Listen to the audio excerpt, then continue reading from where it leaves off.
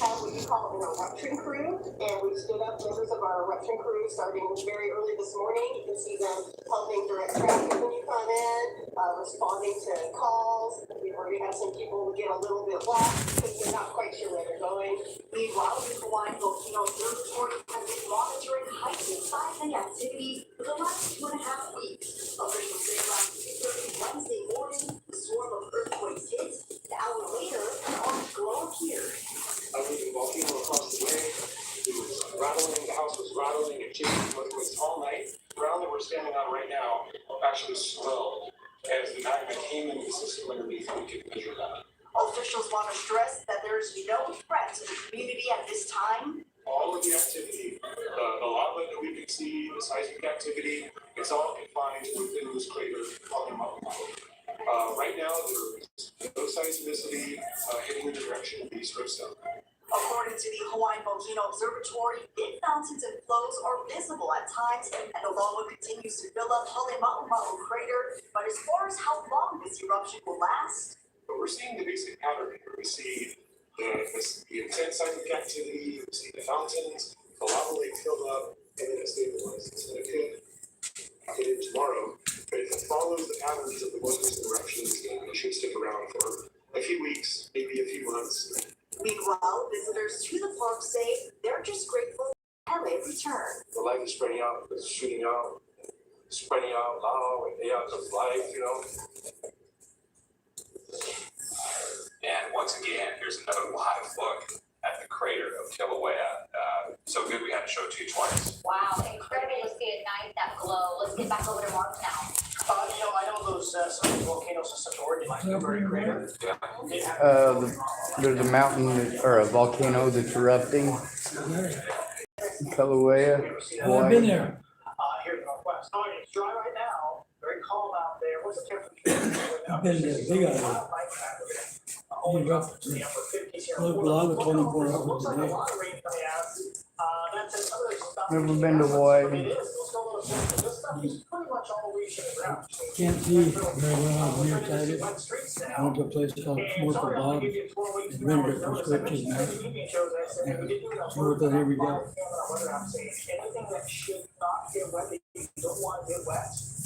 From Nebraska, pretty much everything is interesting after being there. I've been all the way to Alaska. I do like Alaska. I'm sick for a little bit more. But anyway, the point is, I think there will be showers around for the morning commute. Maybe not so much shower before lunch, as you'll see in just a moment. I think it'll just stay dry. Everyone was use some rain. It's just short notice. All right, so big picture, yeah, in general, there's warming around now. Continue.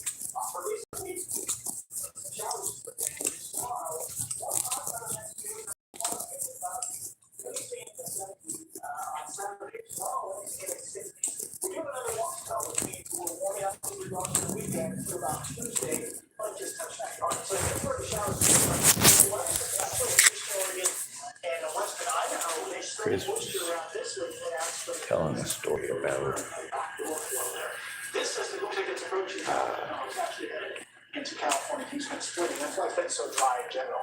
All right, so here's our latest model forecast. and him recording them and them not liking it. Rain air coming in tonight at the low level. So this going right on the top of that. Couple of the in the city 60s tomorrow. A little bit of this rain tonight. Only for the metro area north. Maybe it's far left of this morning. Coastline probably dry. Probably dry for the south. All right, if this is correct, it's actually down to the state west. In the metro area. So that is the change in the forecast. Still pretty much dry.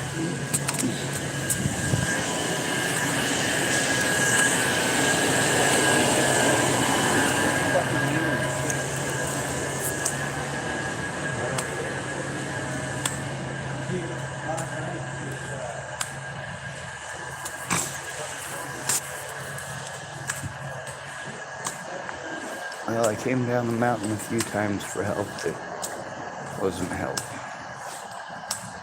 Paid out a decent amount of money for her help that didn't show up. Her help that disappeared as soon as they had the money. Of course, I do vent. I had to get back up the mountain. The screenshot for this picture or for this video is somebody, and I get these a lot. People sending me videos of, oh, there's this place or there's that place that made another video, and did she really hire a hitman to kill her and stuff like that? He wasn't a hitman. He was just demented as fuck.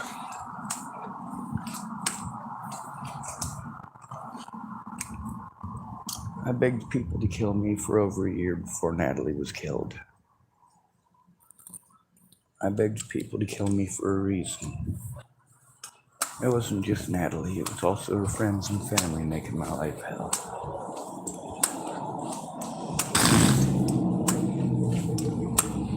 Making account after account of harassment. Threatened me, threatened my friends, threatened my family. All because they were embarrassed and on fucking drugs. When I say they, it wasn't just Natalie and Alicia, it was also Maddie Boa. And that shit's horrible. It's horrible to get treated like that.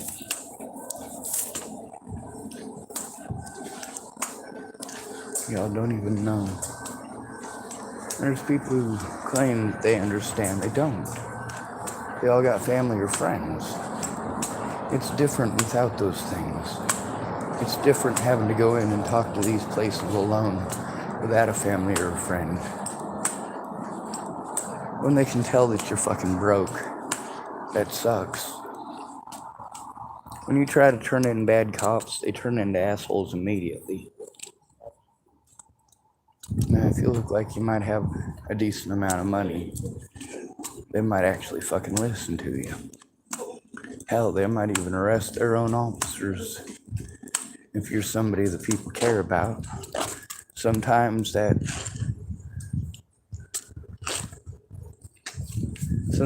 guy that you treat completely like crap because he's mentally ill is the son of somebody who's or a upstanding pillar of the community, as we consider rich people these days.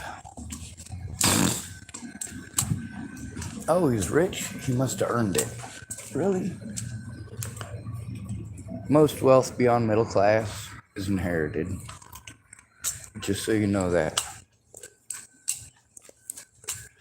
Less than 2% of millionaires are self-made. I don't know how they figure that since, well, without a customer base, you ain't got shit. Which means that, by definition, none of them can actually be self-made.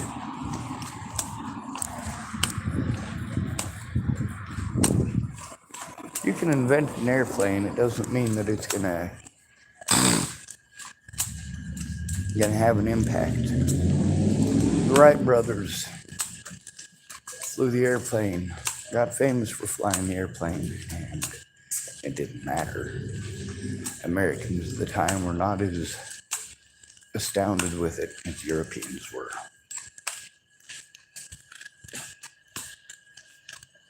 So, although the Wright brothers made it into the air, they did not see the funding that European entrepreneurs who had never flown a plane before or built a plane before.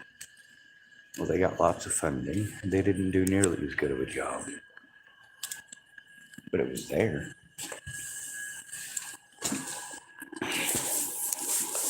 Now, when these things are made and people get a hold of me, oh, I heard about you from this site, or I heard about you from that site, or oh, I heard about you from German television.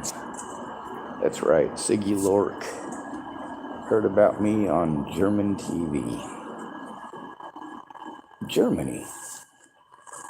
On a German television station. Yeah, imagine that.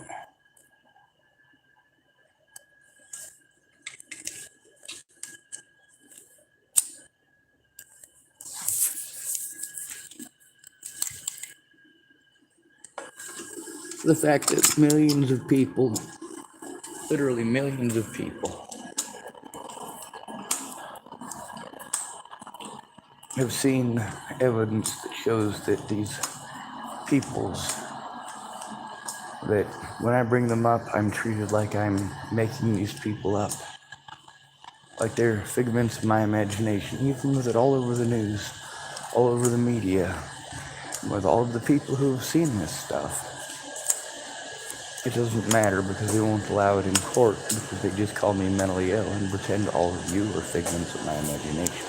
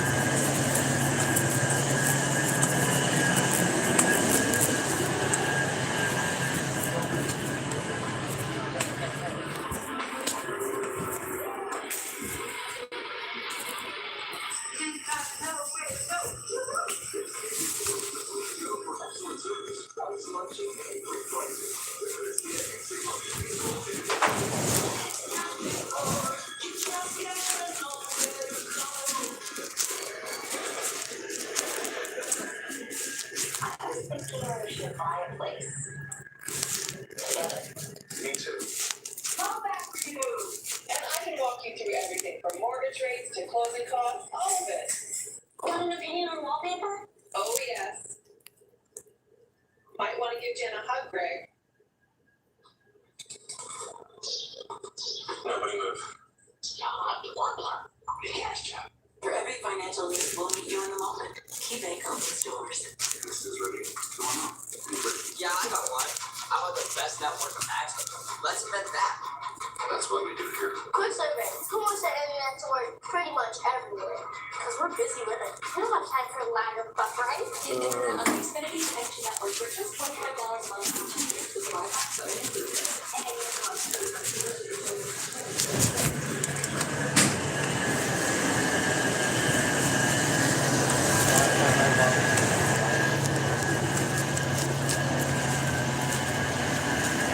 I don't think you're closing tonight. I am. I'll get in there and clean that motherfucker. I got to drown the rat. I don't give a fuck. Old lady will be mad.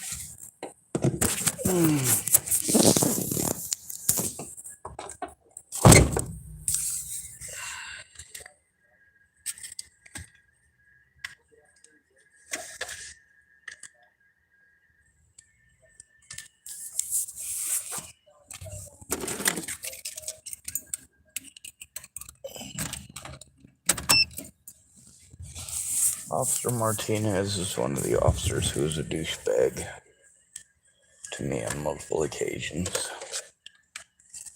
Last time I had to talk with one of them piggies, it was Martinez. Obviously, I don't like him.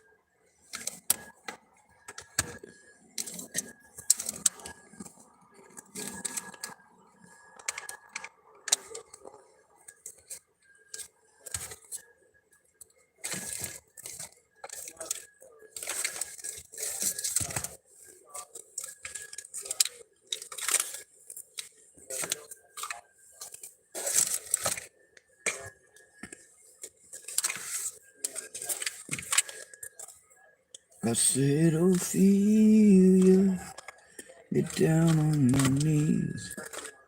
I'm begging you, please, to come home. Oh, home.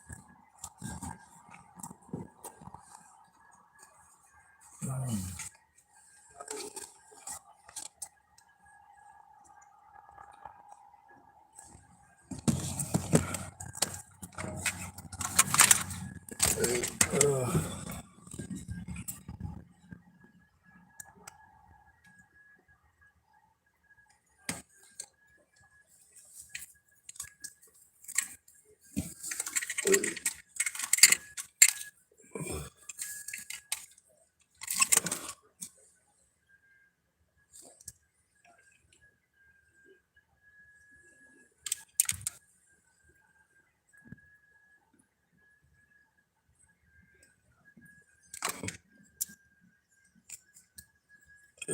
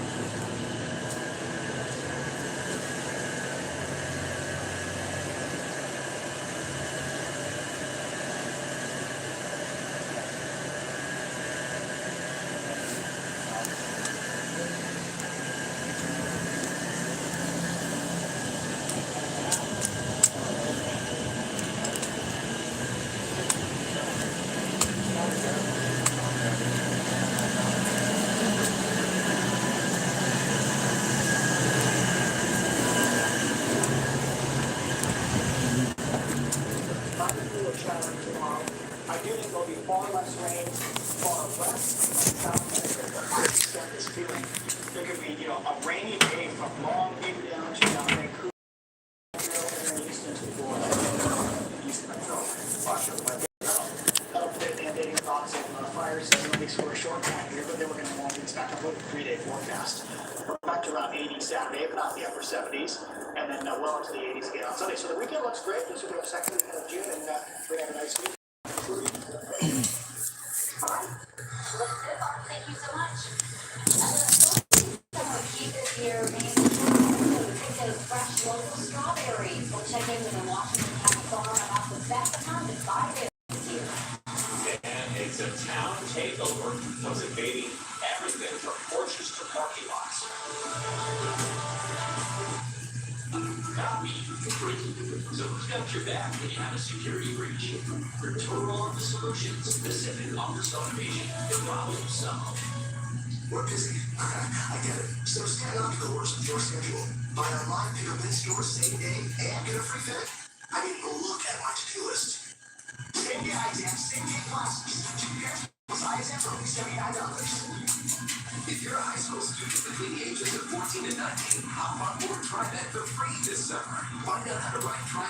buses, and max drinks for free with your friends all summer long at TriMet.org/summerpass. TriMet, how life moves.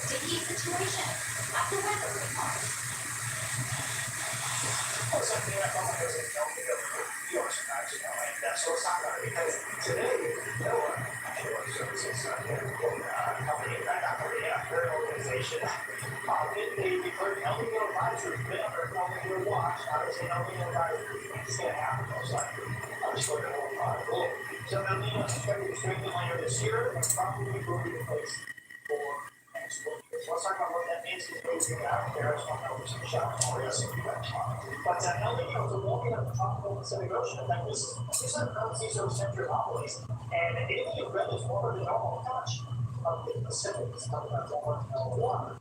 So warmer than the tropical Pacific, and again, you might think, why is this affect Leo? That's why it's more. But the warmer ocean has a huge impact on the weather. It kind of ripples out across the globe. In fact, last 3 winters has been cooler than normal weather, and cooler than normal sea surface temperature. Models are forecasting probably a moderate event, not weak, but maybe not strong. We'll see. This is what typically happens in El Nino winters right here. Usually we just at us, we have stormy periods, so it's been quiet for a while and stormy. In these El Nino winters, we tend to get more of a significant chance. Because we start with southern jet off of northern Mexico and California, and off the systems going around. So we're on these unique systems. It has to be high pressure over the western part of Canada as well. Kind of a little bit actually. So the average out these winters, on average, they tend to be drier than warmer in our area. They tend to be wetter than normal across California. But each winter is different, as we saw last year. One winter, which is completely dry in California, and so. All right, but several things. We do have a decent chance of having a mild winter, I think. Probably more weather systems where we have highs in the low mid-50s instead of mid-upper 40s. Also, we tend to get a little higher snow levels in El Nino winters. But we still can get a brief snow or ice or storm of some sort during a mild winter. For 1998, the winter very mild. Except for the pre-day ice and snowstorms that got out of the gorge. Then we resumed the 50 temperatures and we're shoveling 50-degree sunshine, shoveling the snow afterwards. All right, so I don't want that more, of course, with all the parts. Now, you know, some spots, and one spot is something that's short and will be dry. Here in the valley, is this a good chance that you're going to be dry from the midwest state southward tomorrow? Very good chance. We have a wet day also down to about the metro area. That wetness is extended to the gorge. I'm not sure where you're on the cherry season, but it's getting pretty close out of now. So let's see what the cherries and rain's going to do for that. Windy out there as well. Showery, cooler, about 55 over the 10. So wet day coming out. So that's delicious high range for big time. And then scatter showers easterly cascade, just an isolated thunderstorms more likely to be out on the eastern edge of the view there. It's 68 degrees for temperature here. Portland is dry out later today. And then a nice weekend on the way. You see this high temperature days, actually all day Monday. Good on. All right, Mark, thank you. It'll be a short season for shortcake if you enjoy it with strawberries. The early heat that we have this year It's more outdoor time for us, but less growing time for those berries. Fox probably knows that there's an Hawkeye Fox store today where one family is facing that impact firsthand. It's an experience many Oregon families know and love. Arrive to the new Big Strawberry Patch for a sweet start to summer. My dad's been farming it for many years, but we bought it in 2008. For Jason Hoffman, his family at the Hawkeye Fox store,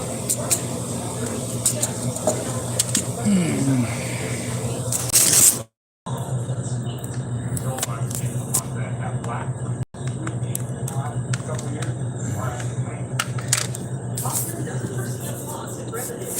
And the drawing board readjusted for season. We can go back and look at records and what we've been doing and running paper notes and things.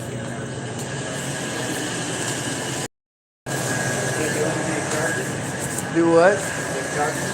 Yes, sir. It's Amanda's dad. Ah. She wasn't hatched from an egg like the rest of us? No.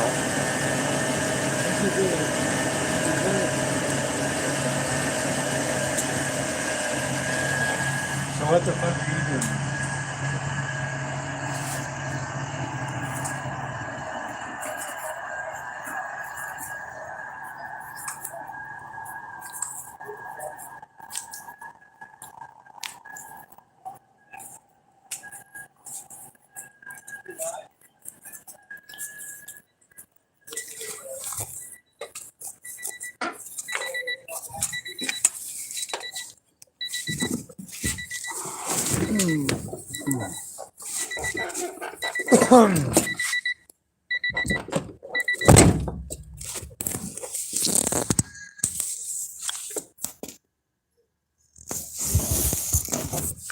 Someone calling himself Slicey Slicer typed hello. How's it hanging? Short shriveled and to the left. As always, par for the course.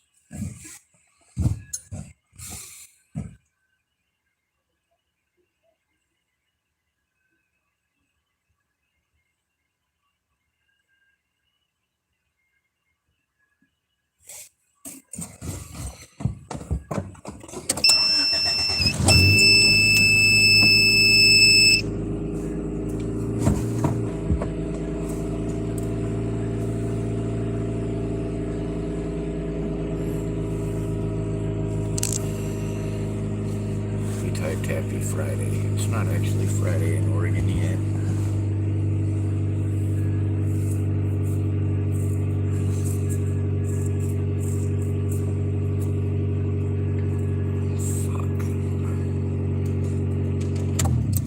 My tank is lower than I thought.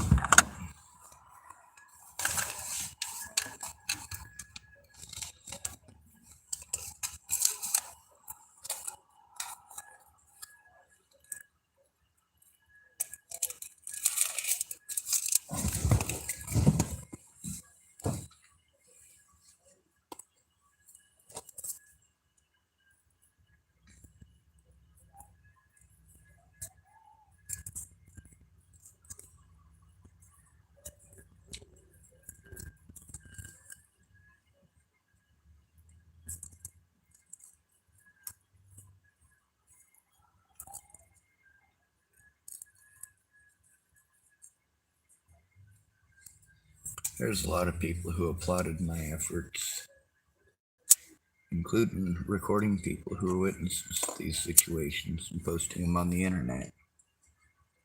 And some of those folks realized that they were some of the people that were on the internet, and their attitude changed.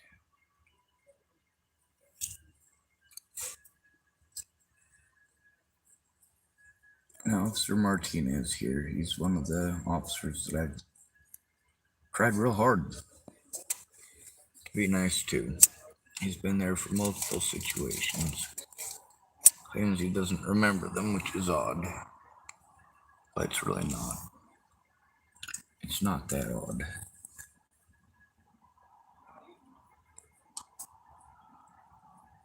I'm constantly overwhelmed. I don't have a place to sit down and do paperwork. Simplest thing in the world, and I don't have it. I don't get to sit down in an office in peace and quiet. I don't get to go to my house and sit down in peace and quiet and do that either. I don't have any such thing. I gotta rely on either a bunch of addicts who are just gonna take advantage of me, or I gotta rely on the cops who are just gonna take advantage of me.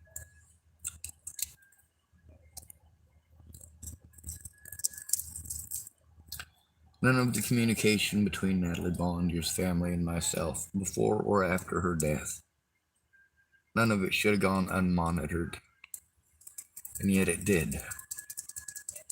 None of my friends or family cared. They didn't care how the term mentally ill is used to destroy lives, and how when you ignore the fact that someone is being harmed over that, you are showing yourself to be a piece of shit.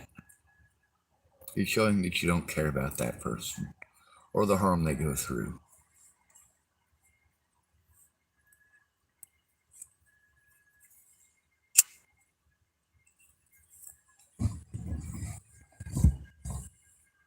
Slicey Slicer typed, I see. Sorry about your situation. Our system really is broken here. You're right. Where you at, Slicey Slicer?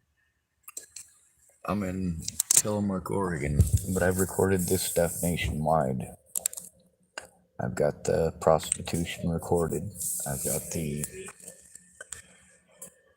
got many of the people who claim that they killed people recorded on my channel. I've got predators and victims alike recorded on my channel. In some of my videos, you get to hear from some of the predators admitting to the things that they did to others. And in some of my other videos, you can hear the victims speaking about the same situations.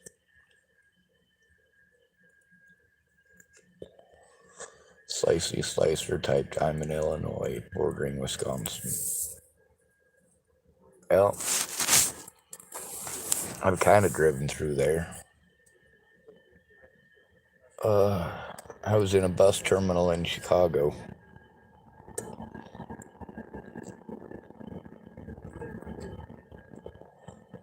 That's the closest I've ever been to any of that.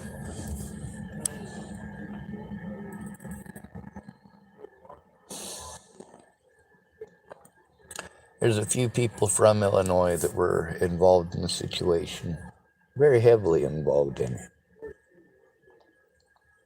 People like Katie Cahill.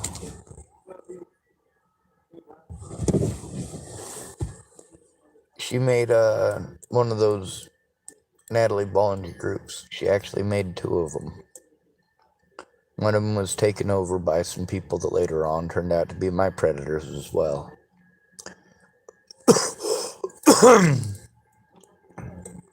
At least I recorded Katie Cahill explaining that and admitting to it.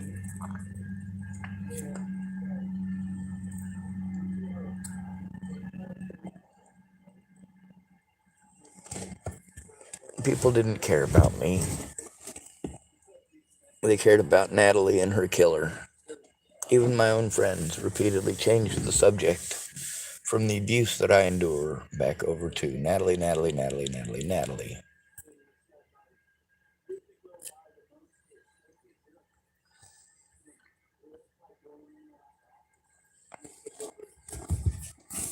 Bollinger should still be alive. But herein lies the problem. Please don't listen to them. They barely listen to men at all. Now, instead of saying you're sorry about the situation, you can speak up about it. You can share the information. There's a lot of them things that are made about Natalie Bollinger. I can't listen to that shit. Are you kidding me? All it is fucking slander over and over and over again. Natalie Bollinger was no fucking saint. She was a sinner for goddamn sure. She was the one on drugs. She was the one who thought she was in love with me, and although that's what the evidence shows, nobody cares. My words don't matter. I'm not a person to you. I'm just an autistic retard. You use my intelligence to deny me my disabilities. Then you use disabilities I don't even have to deny me my rights as an intelligent person. All of this is used to deprive me of the resources required to do any of the things required to take care of myself, let alone defend myself against predators like Ted Bollinger, Tim Beeson, and any police force in America. See, it was one thing to be homeless. It's another thing to be homeless and constantly having to move. As an autistic adult, that's a horrible thing to have to endure. For any adult to have to endure, that is horrible. But for us, it's worse. It's worse because you don't try to understand us in the least bit. When we have trauma reactions, you call those autistic traits. No, those are not autistic traits.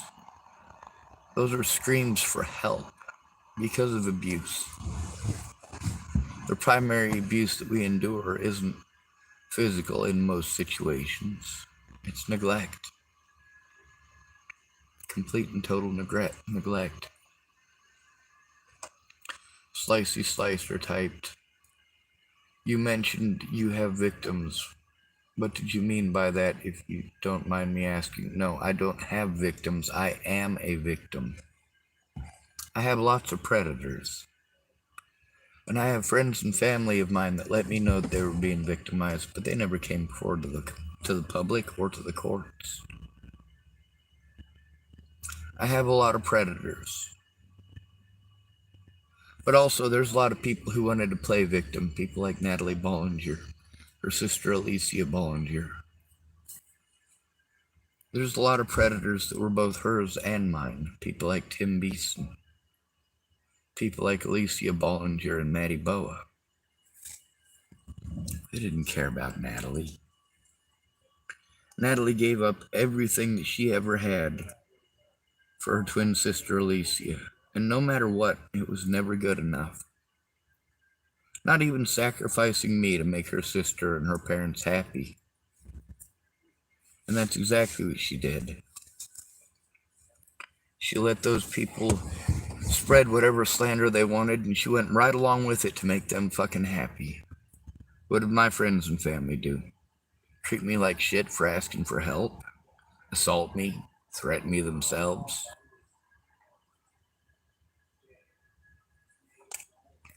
I'm tired of being victimized.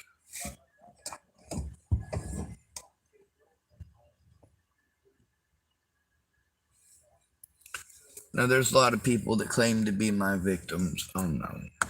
Au contraire, mon frere. Equality is not victimization. How many of my family members are these assholes allowed to kill before I'm allowed to shoot them back? Before I'm allowed to stab them back? It's disgusting. Meanwhile, most people who claim they wanted to help, all of their solutions are violent. And they tell me, oh, I was just venting. Really? Because if I vent that way, I go to fucking prison, bitch. I've been to prison because people pretended that I was saying that shit. So, yeah, you can go fuck yourselves on that count.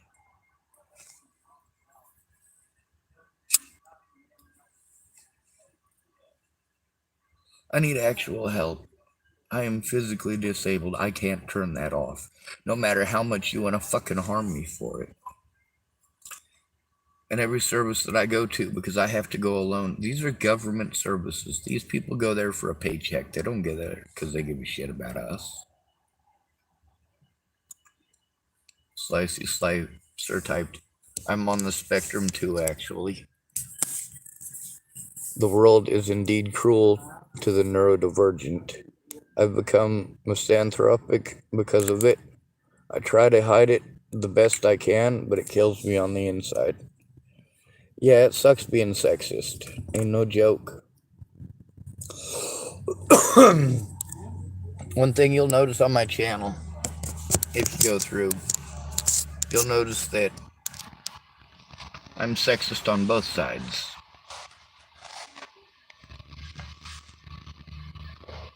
That's because I'm into equality. I try to show both sides, even if it requires satire. I'll tell men it's all their fault. A couple of videos later, I'll tell women it's all their fault. In reality, it's all her fault. And most people don't recognize, or don't want to recognize, that they're doing it.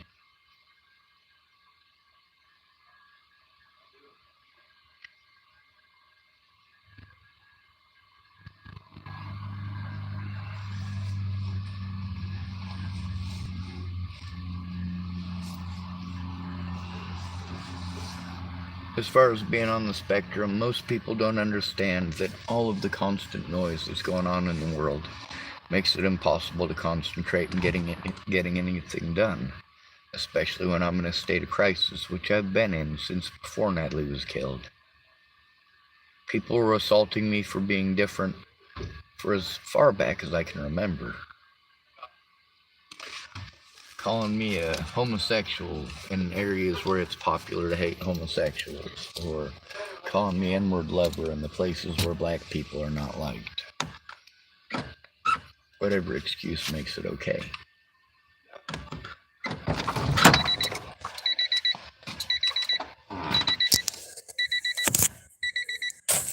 Doesn't look like my stuff in here is broken.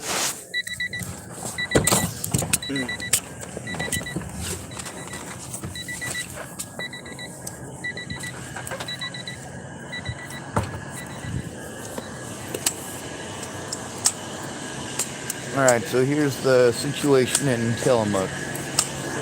In Tillamook, I get sent around in circles to all these different services that won't do nothing to actually help me. Officer Martinez and Officer Luffman are just two of them. I've had to deal with most of the cops here. It'd be nice if they were slightly less useless.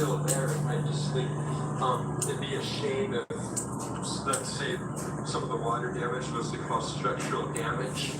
The other stuff's really Oh, some people lost their poor house. Well, the city's Bureau of Development Services said reads in part, quote, no public access They were to the poor Maxwell people. building is permitted. Oh, it's definitely a poor people's building. The owner of the Maxwell Home building may, as OSHA rules allow, enable their contractor to retrieve and move occupants' items out of the building. Well, many parents across Oregon gathered at the Capitol urging lawmakers to advance policies for parents to be paid caregivers. You'd have to ask the gentleman with the red beard. The red beard, yeah. I do. Oh, you're good. It is more than just a bill to us. You go ahead, you're good. Truly life or death. Yes, sir. As the Oregon House session came to an end on Thursday, we have families today from... I don't like stinking either. I said I don't like stinking either. Clean clothes are important. If they smell like mildew, they don't do anybody any good. Parents of disabled children stood near the entrance to the House floor, asking representatives for their support. Appreciate you. Thank you. After hearing that Senate Bill 91, which would have made a temporary program allowing parents to be paid caregivers to their extremely disabled children, would not be advancing this legislative session, they're now asking lawmakers to add the funding and policies to the end of session reconciliation bill, along with a budget note to allow ODHS to move forward with applying for the waiver needed to establish a permanent program. It's desperately needed in the state of Oregon. We're looking at institutionalizing our children with the state and no institutions. The temporary program started during the pandemic due to a shortage of caregivers and to curb the spread of COVID to vulnerable children. Ross and others say it's been life-changing for them and their kids. All right, shall we go up? Families also went office to office. Our children to actually look at what You have used the trash can yet? it started I've never used it either.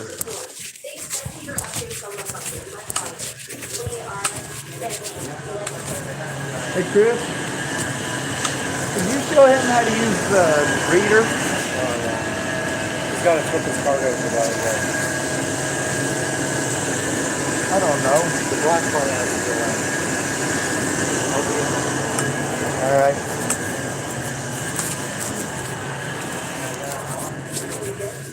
He said he'll be in a second, but the black part needs to go up. Oh, okay. The green button, iron cards like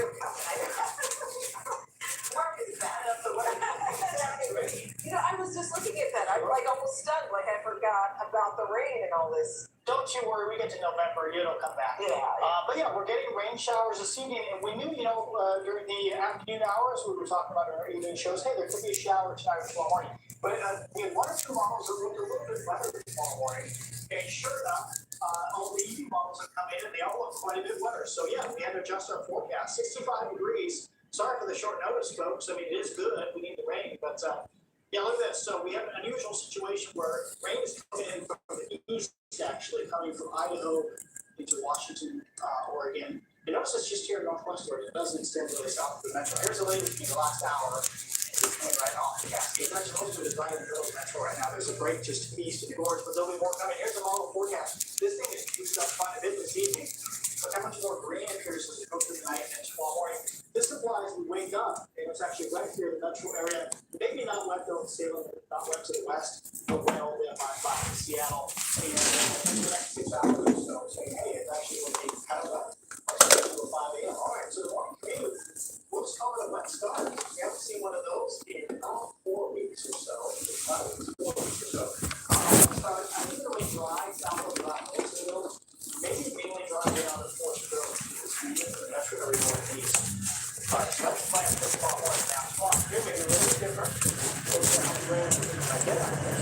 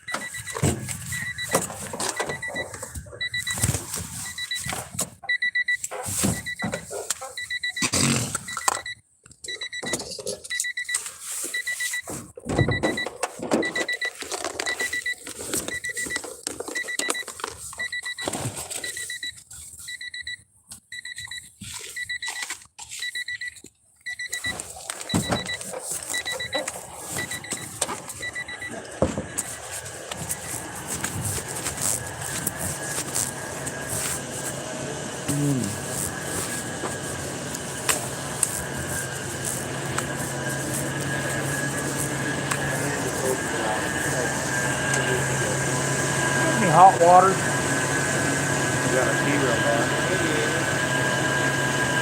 You know what? Both of those would probably make this taste better. Yeah, there's in the back room, in the bathroom. Alright. Turn that faucet on the right room. Which one's the bathroom? The one on the left. Alright. I can't remember. They both look like workrooms.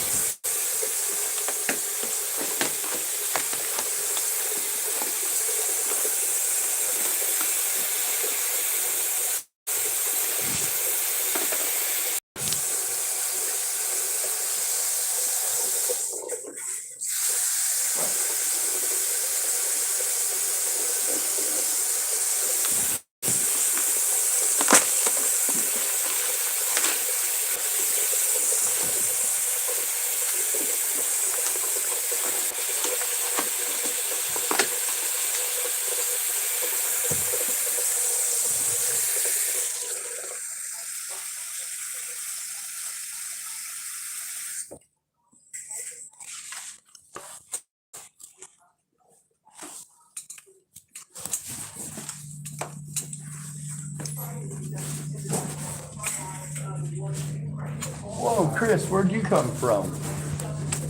Me? Yeah. Is it warm enough to cook? Better be. Close enough. Oh, I was able to get a little bit on my charger.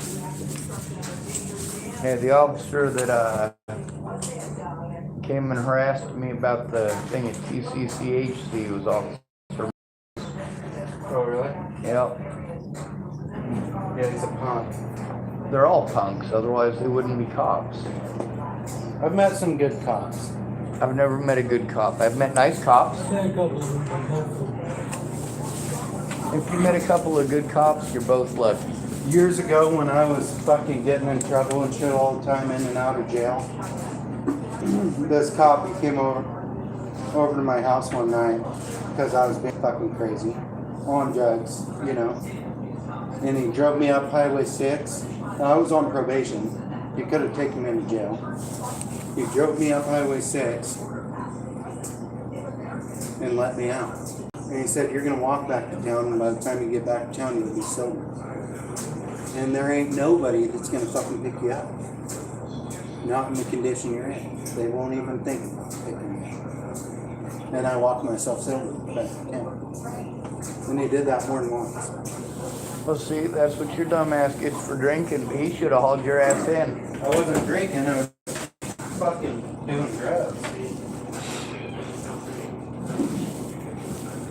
Well, he had every right to haul me in, but he didn't. you're less likely to kill somebody on drugs than alcohol. So, Yeah. I suppose there's that Riding going my for bike you. on the right side. The drunk driver, I ride on the left side. Yeah, I'd like to see it coming too.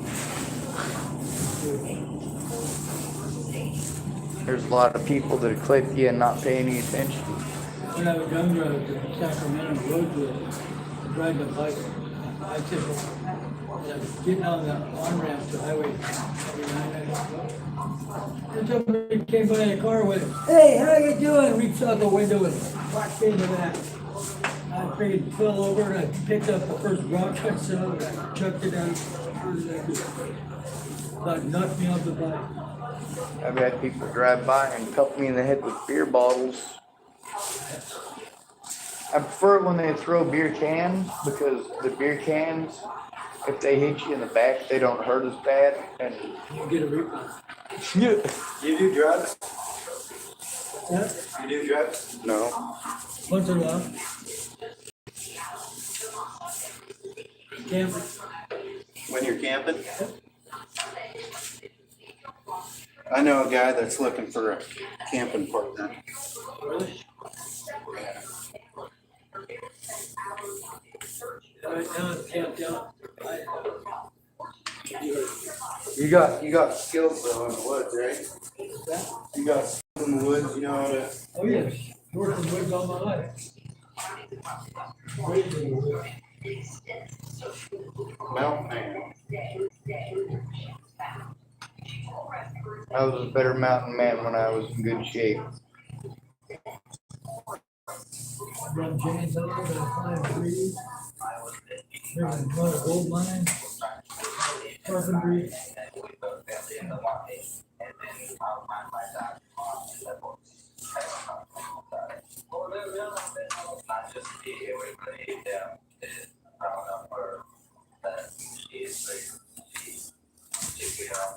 I'm right back. I'm gonna go. The hard part is now, like nowadays, you know, gotta have somebody watching your back when they're up there in the woods.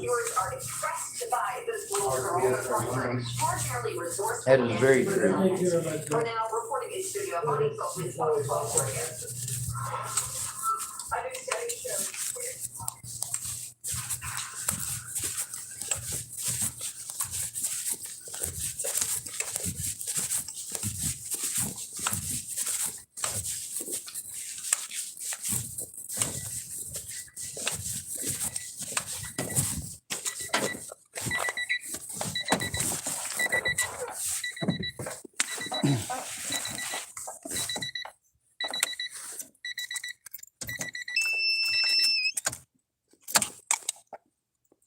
Oh,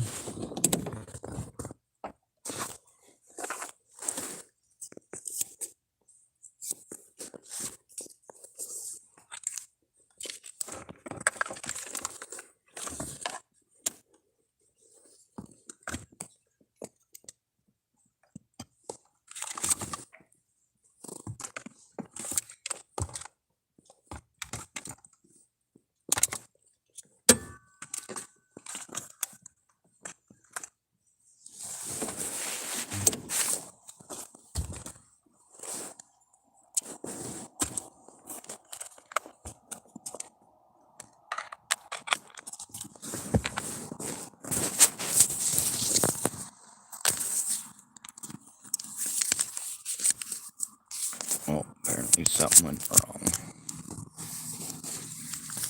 It says that a lot.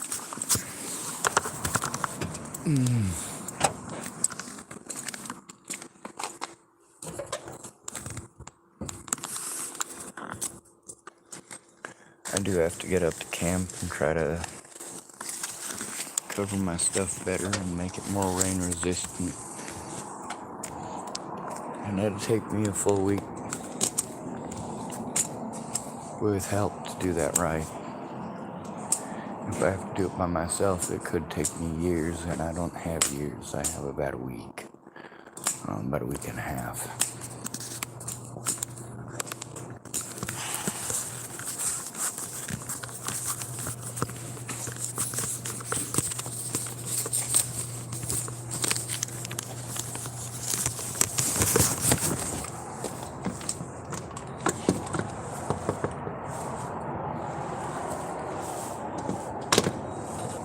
I left my cup of noodles. Saturday morning, it is much better across the region. Look at that, it's wet.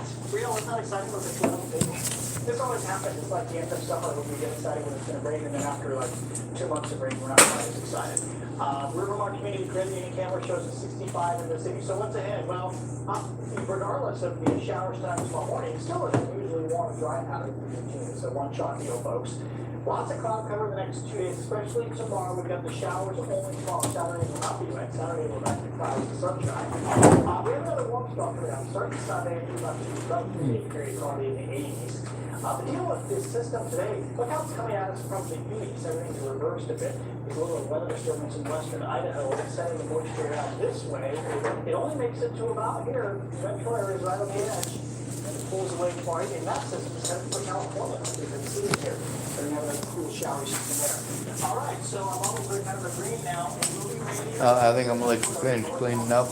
I'll go finish my dinner out in the car and head back up the mountain. Why don't you enjoy it while you sit?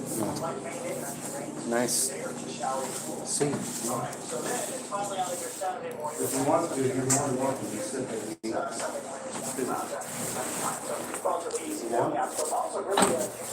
Takes quiet. In the gorge, west of the gorge, not good. Maybe early ranges from nothing southwest metro to maybe half an inch up in Clark County and same thing up along. So some of us will get a soaking north and east metro, I think, the next 24 hours. All right, so your Friday forecast, coastline partly cloudy. There might be a shower in Story, but the coastline should be dry. Here in the valley, south of the metro from Salem southward, it'll just be dry. Unfortunately, you don't get any rain. You can just soak it. You're not going to get it, but pretty wet all day. Kelso, full-on showers for at least half the day. Showery, cool in the orange 60s with that west wind blowing. That would blow pretty hard out of it. Now, showery about 5 at Government Camp. Showers off east of the Cascades tomorrow.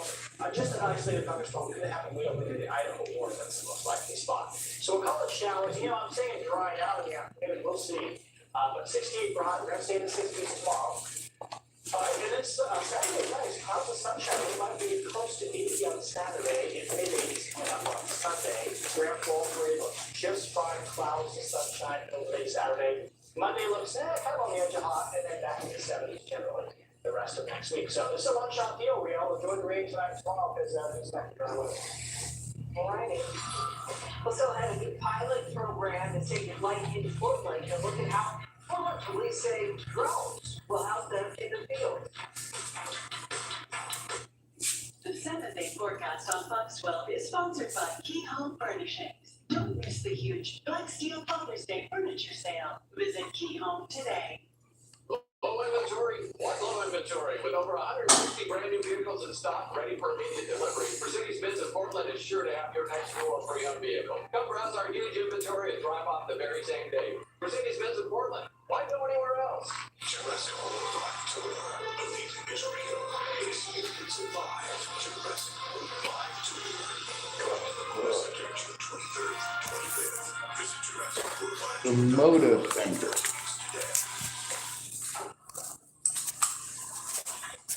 I don't know what motive center is, but it's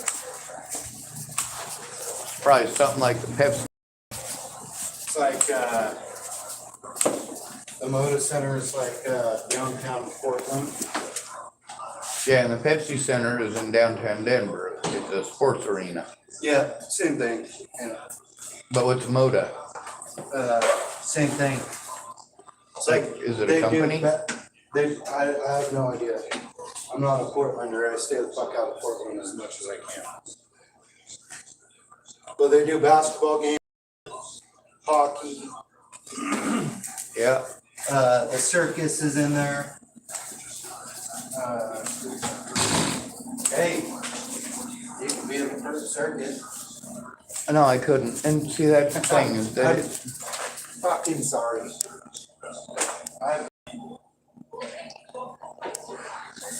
Because you're funny as fuck. When I you am want to be funny. funny, you are fucking funny. That's for sure. Oh no, my brain's always funny. I just keep most of my jokes to myself.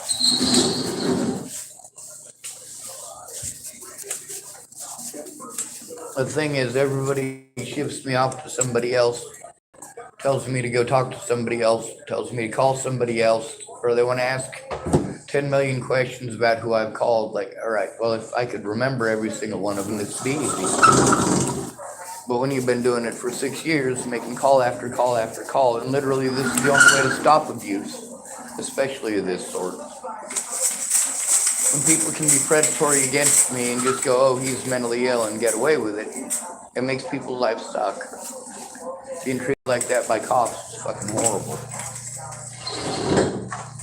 A lot of people, they want to tell me, oh, well, cops this and cops that, and the time I this and the time I that, and I'm going, well, you guys are all talking about stuff that you were doing because you were fucked up and being stupid.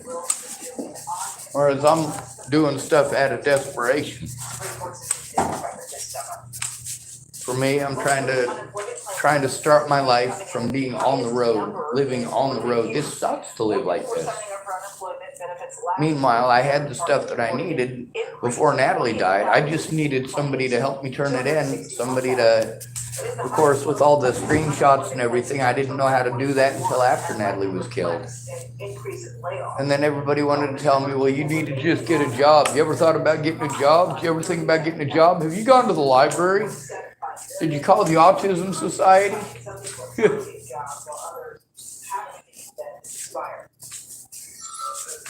Portland Police Bureau is testing out some new equipment for the next year. PPD will be using drones to increase. I can't hear you. The TV is pretty loud. I'm coming back.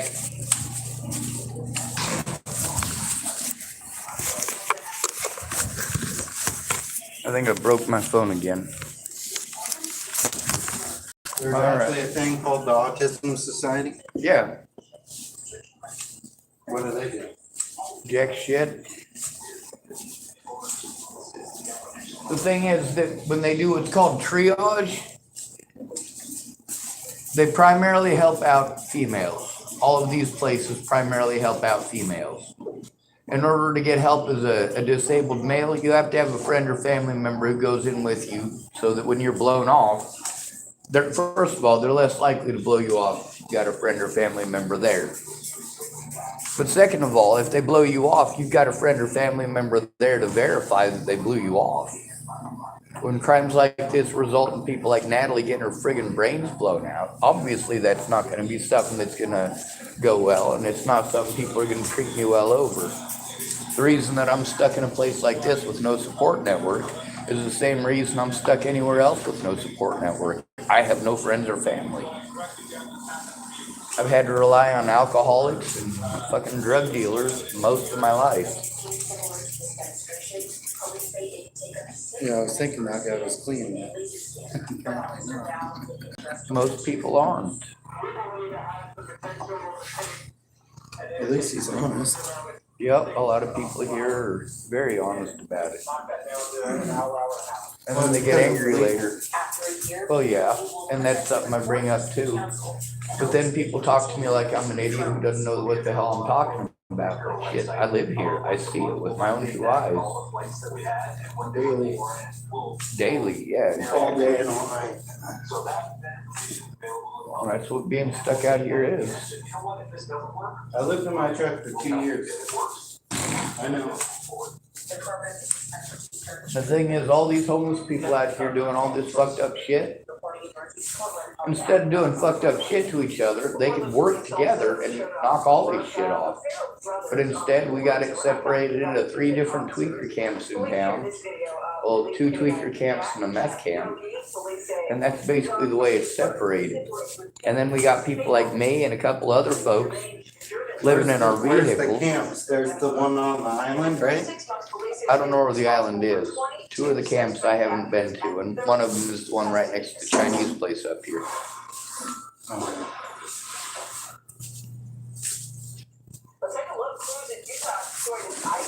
Like the block just north of the soccer field.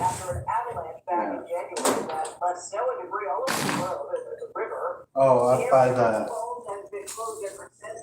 Nectar. Yeah. So that parking lot right next to Nectar, there's like a concrete pad. Yep. That's where I was parked today. That's where I was getting yelled at by that lady with the purple and pink hair. When I was little, that was called Coast Tires. It was a tire shop there. And then the 96 flood just took it, you know, destroyed it. During the excavation, a copper box fell out. The group took the box back to their station and opened it and found lots of old artifacts. I can't just keep spending all my disability money to run around in circles and get nothing done. And they're gonna continue doing this until someone steps up and says, hey, he's disabled, he's got the paperwork, you need to stop. Historical Society, it will eventually be displayed at the fire station one. It's not that I don't have rights, it's not that I don't know my rights, it's that nobody else cares. And that's the problem with being called mentally ill, is that immediately removes all of your rights unless you have a friend or family member who cares. They have to be your voice, because you're not allowed anymore. You're considered incompetent, retarded. And for me, like, I've had to deal with that my whole life, and people telling me, well, Sean, it's like this and it's like that. Well, it might be a certain way for other people, but it's not those ways for me. Like when people tell me all the stuff that, oh, well, cops can't do that, that's illegal. Well, they did do it, and of course it's illegal. They don't fucking care because you don't care. Between doing something about the cops doing something illegal and talking to me about how it's illegal, how about we do something about it? But instead they want to argue as if I'm too retarded to know what getting punched in the face feels like, or too retarded to know what an officer trying to break my arm feels like. When they're trying to harm you and then screaming at you to stop resisting, like, there's literally no way to resist. But people don't look at the evidence. They don't look at any of the video evidence. They don't listen to any of the audio evidence. They just want to make it into an argument and tell me, hey, you ever think about getting a job? You ever think about getting a job? Meanwhile, I got shit being held over my head that prevents me from getting housing. Nobody wants to hear that. They want to keep pushing housing like crack. Have you thought about getting put on a housing list? Like, I don't know how many hundreds of times I've heard that out of people that I've literally had to tell hundreds of times, hey, why don't you listen to why I'm not in housing? Why don't you find out why I'm not in housing? Why don't you find out why I can't get back into housing? Instead of pushing housing like it's crack. And then a lot of people, they want to make jokes about everything, and this is a serious issue. People are dead. I want my life to end every moment of every day. And when people make jokes about it, it makes me very uncomfortable because they're joking about dead loved ones of mine. You know, and they don't register in their heads that, yes, I'm going to have an emotional reaction to people saying shit like that. And then the thing with, like, Christian, you know, I'd rather have him have a few of my, cans, then throw another tantrum like he did last time and maybe break windows. Meanwhile, that's over something small like cans that he can throw a tantrum and no trouble over it whatsoever. He gets to get fucked up all the time and fucking piss on my car. There's no trouble for him because I can't create any problems for him. Yeah, that's not cool though. Of course it's not cool. But I have to keep my mouth shut or I'm a horrible person. And that's the way it'll be interpreted. And of course, the people he knows in town will probably listen to him more than they'll listen to a stranger.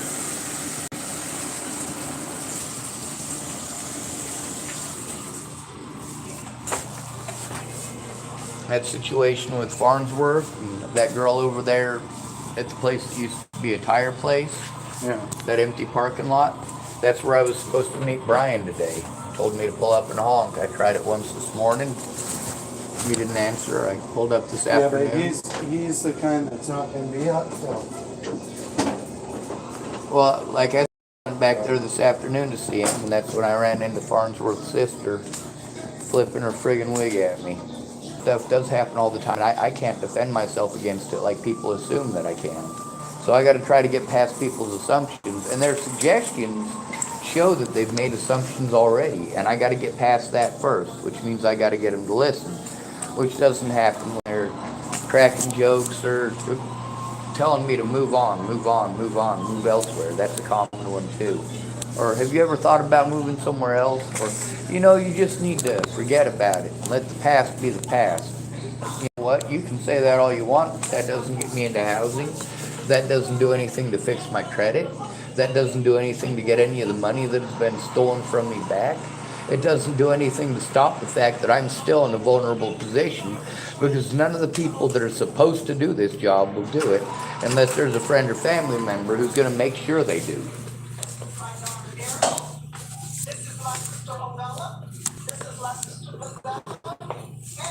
People didn't try the legal route. They just wanted to talk to me about killing people all the time, beating people up and shooting people. Have you ever, because remember I told you about the Top 7 answers on the board. Here we go. Name something scary you never want to find under your bed. I ever tell you about anything? You tell me about a lot of things. Oh, the peer support. Yeah, they're supposed to have that up at TFCC. They don't have peer support. Yeah, they do. No, they're supposed to.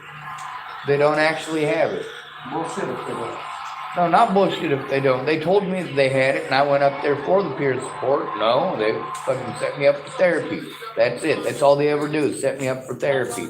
Over and over and over again. Therapy, therapy, therapy. Meanwhile, who's going to be the peer support? Have you seen how they treat people who are autistic up there? There's at least three homeless people here who are autistic. All of them got treated the same way as me. We get talked over and over and over and over again, talked over, and then people want to push the same shit like it's crack. I need to turn in the crimes committed against me, and I can't do that unless I can get somebody to listen and look at the evidence that shows that I'm disabled. Instead of allowing my predators to say whatever they want and have only their words heard. That's not okay. But that's what I deal with. People wanting to push me on to TFCC again. I've already explained that I got to turn in TFCC for crimes that they've committed. See, that's the thing about them sending me around in circles for the last 7 months. They've been committing felonies for 7 months. Telling me to go back to those places like it's crack. It doesn't work. These people have been sending me back and forth between one agency and another since I got here. They did the same thing in Hood River. They did the same thing in the Dalles. They did the same thing in Boulder. They do this everywhere. It's not just Tillamook.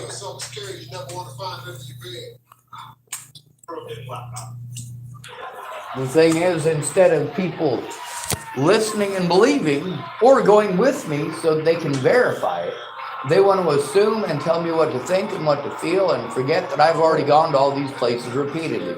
Or people who want to make the suggestion of the library. I've been homeless most of my adult life. I know that there are situations where I can go to the library for. I also know the situations that I'm dealing with It's not appropriate at the library, and I'm not going to have enough time at the library to get anything even started, let alone finished. And meanwhile, I can show this to anybody who's willing to listen and actually take a look at it. But when people are just arguing, like, is it worth my effort to pull something out of the vehicle and bring it in and set up? No. It's not something that they're going to actually do something about, even if I did. I've got recording after recording after recording of these professional places I'm supposed to go to. They're supposed to help advocate for me. And I show up with the evidence in hand. I start playing a video for them, and they'll turn it off and start talking over me immediately.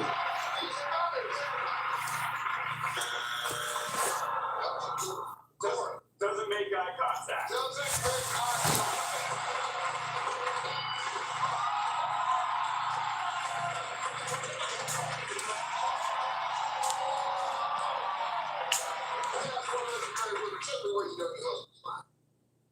He hides receipts. The thing is, everybody's got ideas, but nobody does it with me. So although they tend to have ideas about how it's supposed to go or how it's going to work, they didn't go with me, so they don't know how it works. They don't know what was said to me because they didn't go with me. And instead of actually looking at the evidence, they want to argue like I'm retarded. Now, as far as the way they treat autistic people, I already knew what to expect. And when I went up there, that is exactly how they treated me. They treated me like I'm a paycheck, like I don't matter, like their jobs as mandated reporters doesn't matter because they get the real paychecks from us having to go back month after month after month after month. You know what we're supposed to go to them for? So we can turn in crimes immediately when they happen. Because that is when it's most likely to do some good.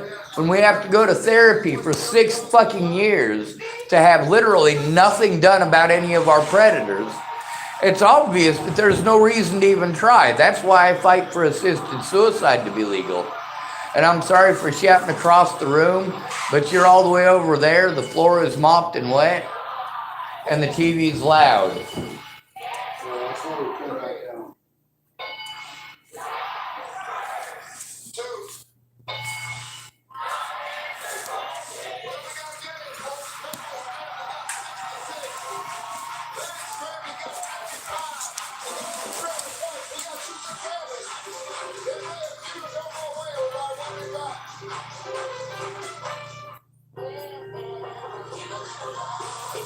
Friends and family sale. Take an extra 30% off top brands, plus great gifts for every dad, and 15% off skincare, fragrance, and more. Plus shop limited time specials. Now on Macy's. Don't freak out, but you can get 50% off on mini price Domino's pizzas when you order online right. You know what I spent over $40,000 on in the last 6 years? For my friends to tell me to do all the same shit that you tell me to do. It doesn't work. When you're called mentally ill, you have to have a friend or family member, or none of it works. Not a goddamn thing works. There isn't a single thing that works when there is a disabled and at-risk adult who is out here on the streets. I can open up my world.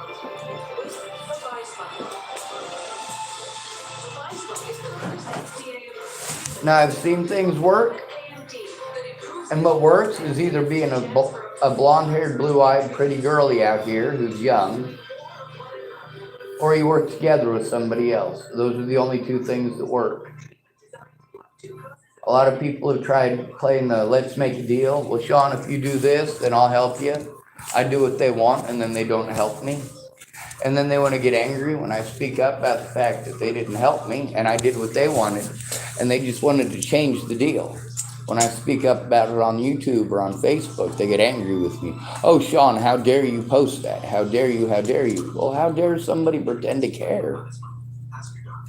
I've been taking this abuse for 7 months. Dallas Palmer could have done something about it. The Scudders could have done something about it. They were both there for the last situation with Molly over at the Fred Meyers, but she continued to make my life hell elsewhere. That's what happened. After 6 weeks of bullshit at the Fred Meyer with Molly, me just trying to get the hell away from her, Me try and get left alone. Meanwhile, I'm only still over there at Fred Meyer's for as long as I was because the guy she was hanging out with, Tom, was trying to escape from her, but he wanted to pile all of his shit on my fucking vehicle. So it's all sitting there. I'm getting bitched at by the people at Fred Meyer's. Molly is playing victim and she's got tits, so magically she wins automatically. I'm sick of that shit. I want a fucking hole in my head. I don't want people to tell me to go out to TFCC alone again. I don't want to go to a fucking AA meeting and have it called peer support. They call that peer support? That's what it is. Oh yeah, I got it. So, Tillamook Counseling Center told you they don't have peer support? No, they told me that they do, but they wouldn't fucking hook me up with it. Meanwhile, I wasn't sent there for peer support. I was sent there because I needed a mandated reporter to do their job. I'm an at-risk and disabled adult. My paperwork states that very loudly and clearly. But they're doing everything they can not to look at the paperwork and trying to send me to everybody else.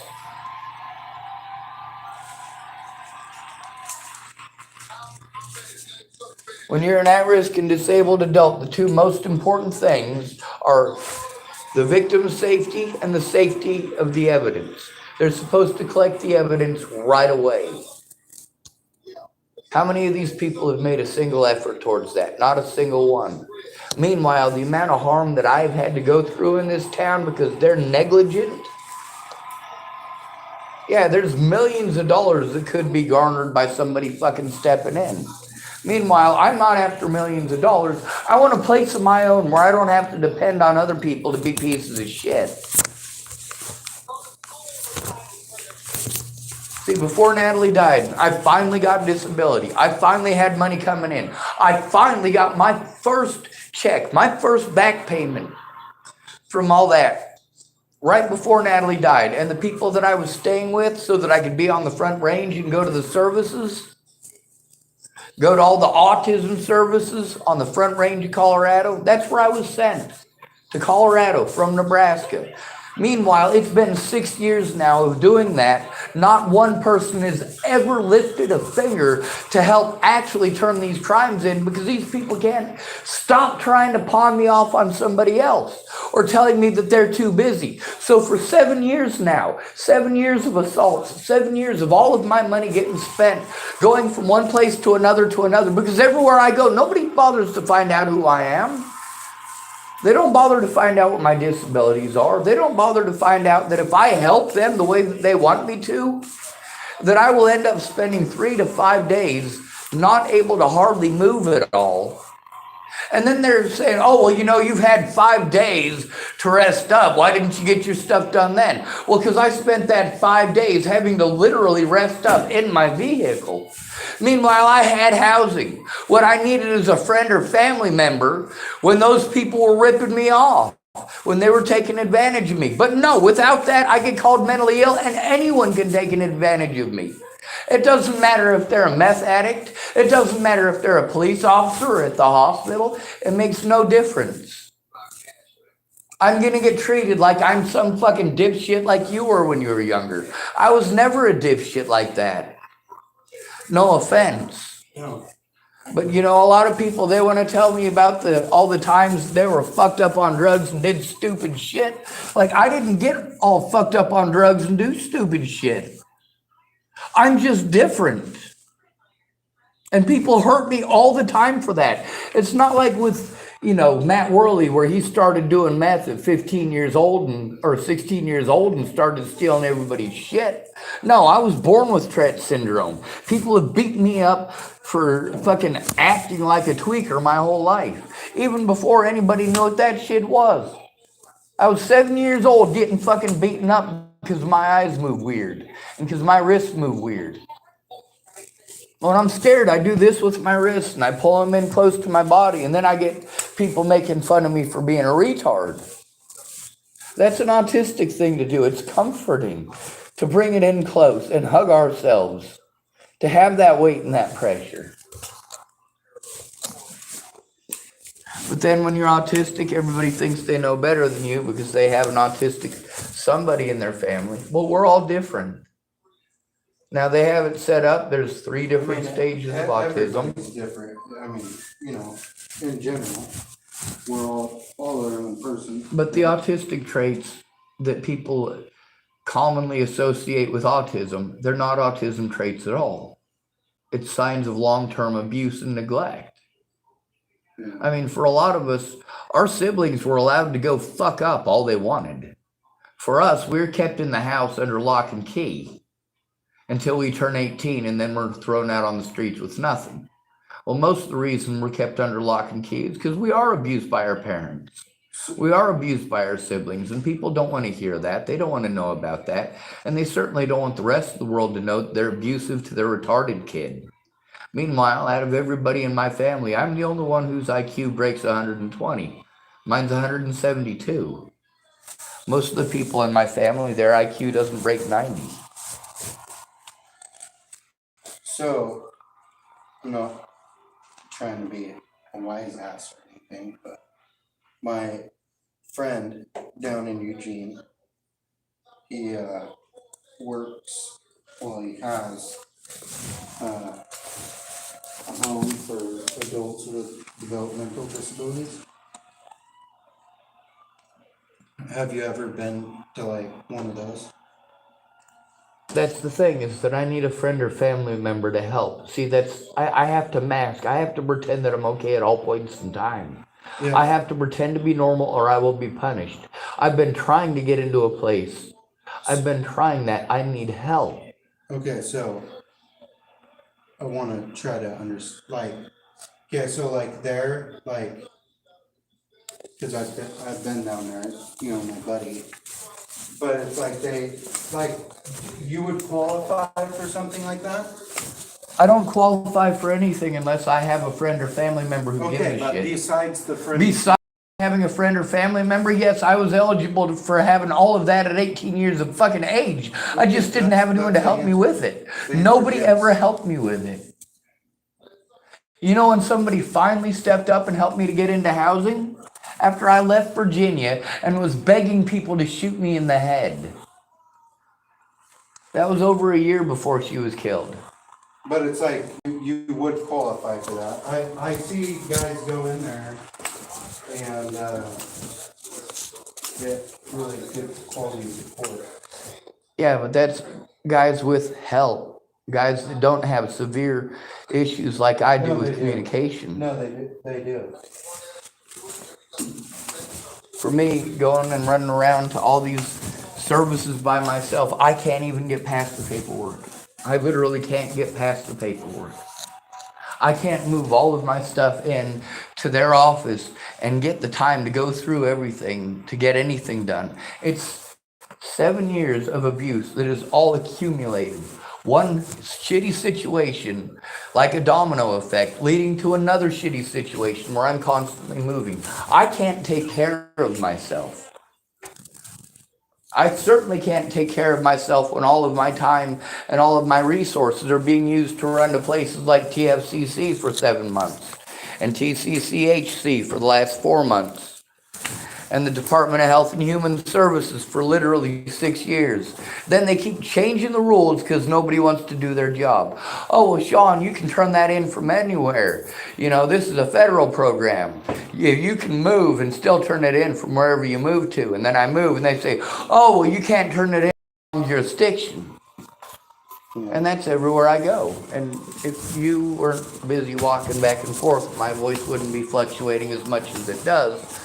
But my voice does also fluctuate based on my anxiety. And that comes from the extraneous noise and such. I don't judge you. Do I? I Everybody judges. No, I don't. I'm not judging you. For a lot of people, the questions that they ask, they miss important things. Like, I get fatigued easily. I can carry stuff up and down the stairs if it's lightweight. About 4 trips, they're in storage before I have to quit. My camp is about an equal distance of walking. So, I mean, when I get back to the camp way back in the woods, I literally have to lay there for almost an hour before I can move. because it's not flat, it's rolly terrain. When it comes to my mental abilities, you can tell that I'm intelligent, but then there's a lot of stuff that I can't say, or names that I can't bring up. Well, I can, but then I get treated like I'm a bad person if I bring those situations up. Much of the disabilities that I have comes from people lying about me because they wanted to frame me for a crime I didn't commit. And that reputation follows me everywhere. Even though they had to drop the charges, they held on to those charges until I was assaulted at Clearview. And then at Clearview, they had a better frame job, so they dropped the charges in Boulder.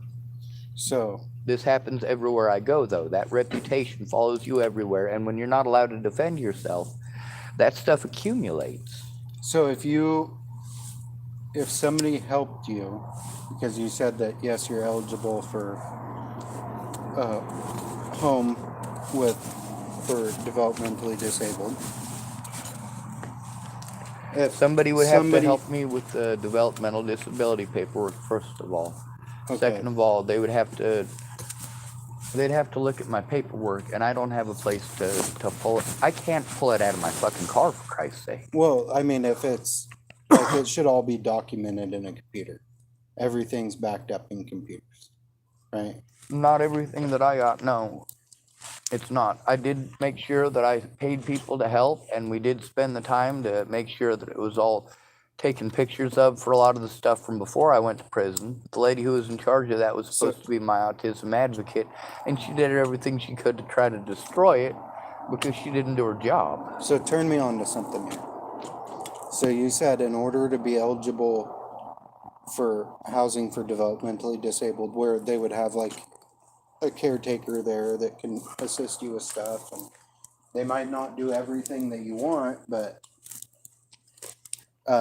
you know, they have to advocate for you, you know. Yes, and they were the problem is they were supposed to do that from the start, and they haven't, because no friend or family member goes in with me. Okay, my disabilities are ignored. I'm trying to understand something. So, if you said that you have to fill out what kind of paperwork? It's the developmental disability paperwork, but also now that I'm in a new state, I have to start over from ground zero on all of it. Meanwhile, I needed to get help with getting my disability money back over a month ago because I'm not going to get my disability money on the 1st. I'm not going to get my disability money on the 1st because I have to make these calls alone and I get nowhere.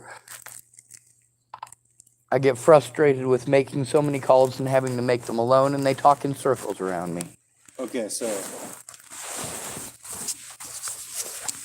I don't understand the process. So you need to fill out paperwork because you're not going to get your check this next month?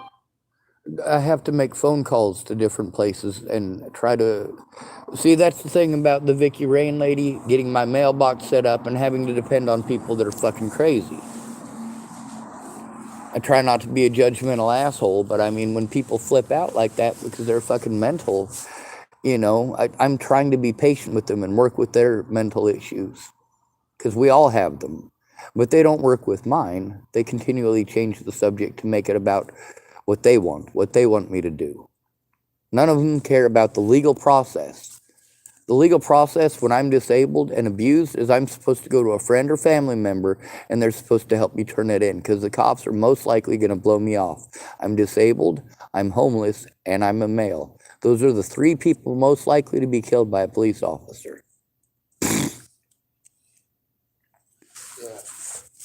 There's my buddy that is in Eugene, and he runs this house. One of the guys is there because he had an airsoft gun, and the cops basically had a standoff with him in Eugene. And yeah, it was The problem is that the cops are creating issues. TFCC is creating issues. TCCHC is creating issues. I can't turn any of them in. As far as getting into housing, I need temporary housing before I can do any of the stuff to get into housing. That's the point. I can't do any of that stuff from inside of my vehicle. I can't do any of that stuff from the library. I'm in a constant state of panic and a constant state of movement. I can't function. I got to go do stuff up in the mountains that literally I'm thinking about killing myself rather than go up the mountains because I literally physically can't do it. And I can't start over again. I have to start over from scratch every single time I move. I have to leave tools and evidence in places that I didn't want to leave it because the people there wanted to throw tantrums because they didn't get what they wanted right when they wanted it. Meanwhile, I'm the only one in any of these scenarios that's sober. I'm also the one stuck in a subservient environment. If I wasn't stuck out in public, these people wouldn't be pissed off at me for recording them in public because I wouldn't have recorded them in public. I would have been in my own housing. That's why it's important to pay attention to why I don't have housing. I don't have housing because I was assaulted repeatedly while I had housing. I didn't have a caseworker that was helping me with that. I've got recording after recording after recording with all of the caseworkers that were supposed to help, going out of their way not to. No matter what, it was changing the subject and pushing housing like crack. Once I got housing, none of them did their jobs. They all ignored me. I had to go to Megan Messigatis about being assaulted, and her and the police played a game back and forth and back and forth and back and forth for 6 months before she ever lifted a finger. You know what she did? Kept on playing this game back and forth with the sheriff's department. The sheriff's department sends me to Megan Messigatis, says she's supposed to help me with it. Megan Messigatis says that's not her job, and the Dual County Sheriff's Department is already aware of that. And I go back to the Dual County Sheriff's Department and I say, hey, she said that's not her job. And they say, oh, well, you're wrong because we happen to know better. And she says, oh, well, you're wrong. I happen to know better. For 6 months, they did this. For 6 months of me being threatened and harassed by people like Chris Kurth and Robert Franklin Warnick and many other people in town whose names I don't know. In addition to a man blackmailing me to make an illegal AR-15 that, for all I know, is still in Nebraska, still at a place where one of the dudes is an alcoholic and his brother is a meth addict. And at any point in time, either one of them could get a hold of that gun and do something immoral or illegal with it. One of them knows that it's there, he just doesn't know exactly where. The other one's on meth, and I hope to God he doesn't find out where it's at. It's not that I didn't go to people for help. It's those people were busy telling me how to think and how to feel and assuming that a retard is allowed to do it themselves. And that is how I am to society. Society sees me as a retard. As soon as they hear autism, I must have taken things wrong. I must have assumed wrong. When people punched me in the face, they must have been accidentally hitting me in the face because nobody would do that. Like, no. You go spreading rumors saying some dude is a crazy ass stalker. The next thing you know, people start saying, oh, well, he's probably a fucking child molester. He's probably a rapist. He looks like a chimo. Meanwhile, just being homeless, I have to deal with that shit. It's compounded so much worse when, well, these YouTube channels have literally millions of viewers. Millions. And people don't understand that that affects people in real life, too. Like, I really do have to deal with people who recognize me from the internet, harassing me even here in Tillamook. But the housing thing, yeah, there's lots of things that I'm eligible for. People don't understand that I'm not able to do those things for myself. I'm not able to do the paperwork or have a voice. Only a friend or family member is allowed to speak for me because I'm quote-unquote mentally ill, which means someone else has to vouch for the fact that I'm telling the truth. So if somebody goes in and speaks up for you to try to get you into a housing program where you can receive the services you need, you're willing to go in and... I've been willing. That's literally all I've been jumping through the hoops for because all anybody will focus on is the housing. But it never goes anywhere. That's what I'm explaining. Yeah, like, yes, I'm willing to do it again and again and again. Every single service here, from care on forward, every single one of them, I've filled out the housing you paperwork go on this for. website and it doesn't even make sense to me. Well, that's what they do. They make it complicated and not user-friendly.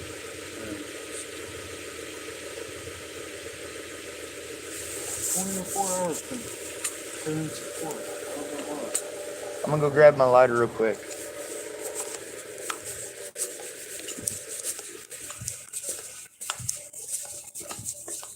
Nice. Ugh. Oh, not so nice.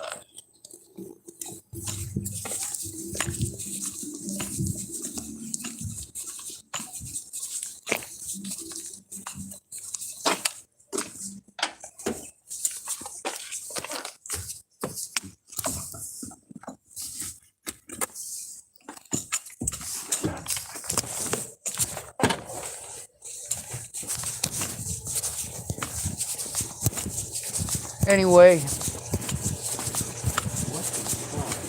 I got housing before Natalie was killed, but that didn't stop the abuse. After Natalie was killed, I was able to get housing. And again, I was abused at housing by the people who ran the place. So you, my buddy that runs this place down there, like, so Stu is like the owner, you know, like he owns the houses or whatever. But like, he's like the most compassionate guy that I've ever met. Like, he loves the guys that are in his house, and like, he wants them to be the best people that he can help them to be. The thing is, for me, I need help for somebody to understand I literally can't do this with my disabilities. I can't do this with my financial abilities. My predators pressed false charges against me and lied on court documents, which is easy to prove. It's easy to prove. I mean, 2 court documents alone put together show that Leslie Snell is a lying-ass piece of shit. I reached out to my friends and family for help. The police outright lied at every step. And they do that everywhere. When you're homeless, you have no rights unless somebody actually cares about your rights. That means you got to have somebody who's not busy pawning you off on 10,000 other people. Have you called this place? Have you called that place? I've had people that have asked me, have you gone to TFCC? Over 24 times. Yes, I've gone to TFCC. They committed felonies. For people to continue to try sending me back to a place that commits felonies against me, it's probably not a smart idea for me to listen to their advice, especially when I've told them 24 times I've already been there. But it's, so how before you had a caseworker, how'd you get a caseworker? I didn't have a caseworker. Oh, you never had a caseworker? No, I had people that were supposed to be caseworkers. The first one was Tamara, and she did a great job. She quit her job because her son's autistic, and she didn't want him going through what I was going through. That was before Natalie was killed. After that, nothing. There were people that were supposed to that refused to do their jobs. They didn't care who was hurting me.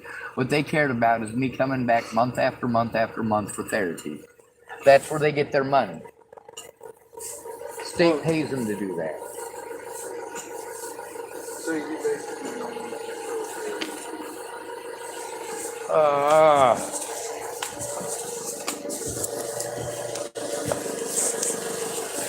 I'm done wasting my time on therapy. I went to these people because I needed help turning in crimes that have happened to me over and over and over again, including getting blackballed and blackmailed into moving over and over again.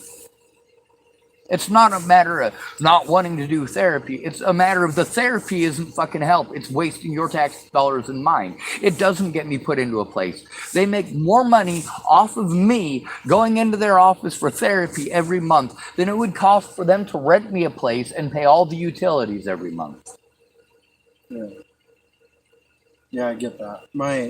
The thing is that they're committing felonies because I'm not going there for therapy. I'm going there because I'm referred to those places because of long-term and ongoing abuse. And they send me around in circles. Everybody says it's not their job. They only allow me to get a couple sentences in before they're interrupting me to say the same thing they've said 50 times already. Like, why do you not take into account, first of all, that I'm a person, and second of all, I do have disabilities? But then all of a sudden, when they got busted doing something wrong, magically I'm a horrible monster who's going to go do horrible stuff to their building and blah, blah, blah. Like, no. It's not acceptable for me to be treated that way, and it's not acceptable for Martinez after the bullshit that he and his department have pulled. It's not acceptable for him to come down here and threaten me over TCCHC because I'm trying to turn them in. You have them recorded? I've got all of them recorded on my YouTube channel. I record everything.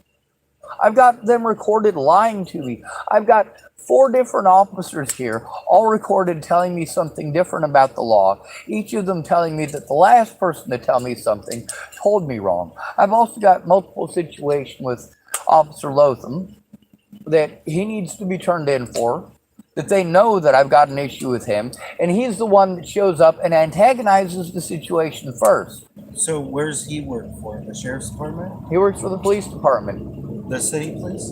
Yeah. His name's Lotham? Lothman. Oh, Lothman.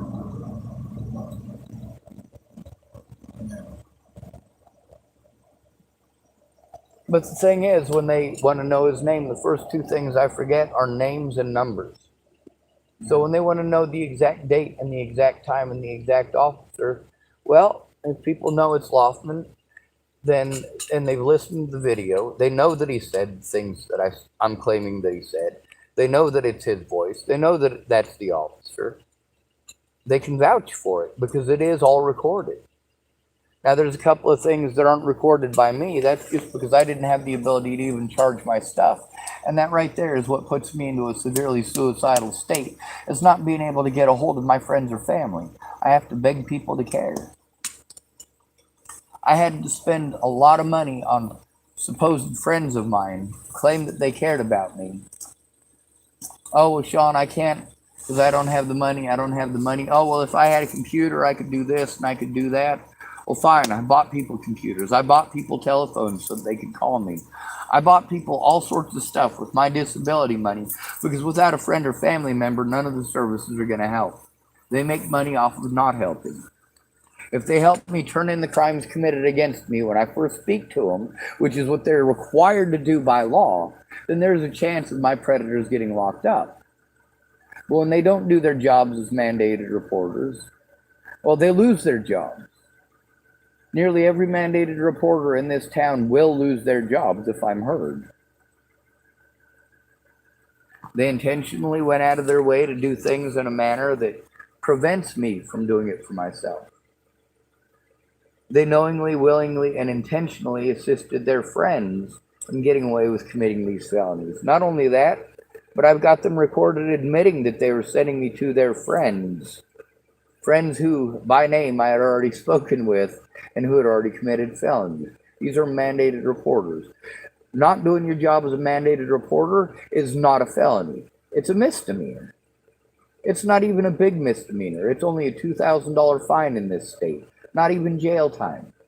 What makes it a felony is that they conspired to cover for the wrongful actions and wrongdoing of their coworkers and their friends. They're not optional reporters, or optional when it's your friends, or optional if it's a homeless disabled male. They're mandated reporters. I am a disabled adult in an at-risk situation. I don't fit in with the meth addicts here, and I certainly don't fit in with the rest of the population.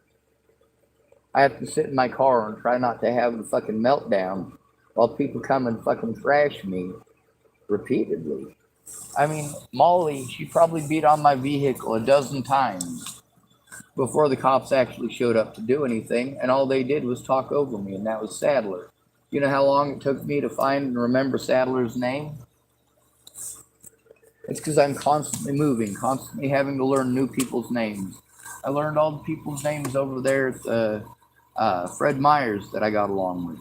I learned the names of all the people over there at the Starbucks next to the Denny's. I learned the names of all the people who work at the Denny's. I learned your names, and I learned Christian's name, and I learned a bunch of the homeless people's names, and a bunch of the church people at these different services. And I have to try to remember their names so that when I'm asked a question, I can answer it immediately. But I can't answer it immediately. It might take me a minute to remember who exactly it was that I was talking to her about. If there's multiple people with the same last name or the same first name, I might say the wrong person. I might say Sarah Nelson when I mean Laura Nelson. And by the way, those are two people who were involved in the situation. I might say Michelle Bohach, who's somebody that I used to work with back in the day who I really liked. But I might also say a different Michelle that's been involved in the situation, like Michelle Yoko Stewart. Now, if I get the name wrong, it's not because I'm a jerk, it's because I'm overwhelmed and I have to try to remember all these names. And even when I write it down, I have to repeatedly write it down over and over and over again, because no matter how many times I write it down, I'm constantly moving and it gets lost in the move, or the police officers that I'm trying to turn in are able to unlawfully take it from me and prevent it from showing up in court, and then I get it back with a bunch of evidence missing. Meanwhile, all of that could have been avoided by a friend or family member going in with me when these crimes first started. I'll be right back. I'm getting a soda pop. You're about to make 50 cents off of me.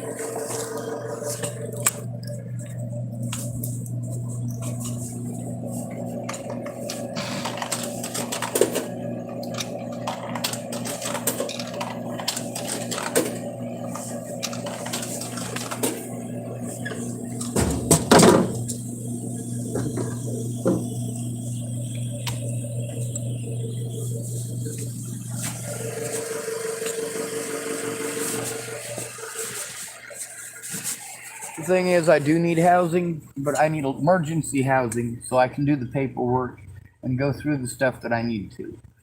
All this extraneous noise while I'm in a state of crisis keeps me in a state of crisis.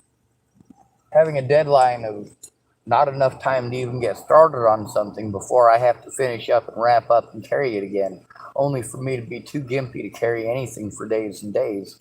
People need to understand that I can't just turn that off just because they want me to get a job. By the way, I can use a push broom, just not a pull one. Oh, push broom? Yep. I can use a push broom for about 10 minutes before it tuckers me out, and it'll tucker me out for a few days.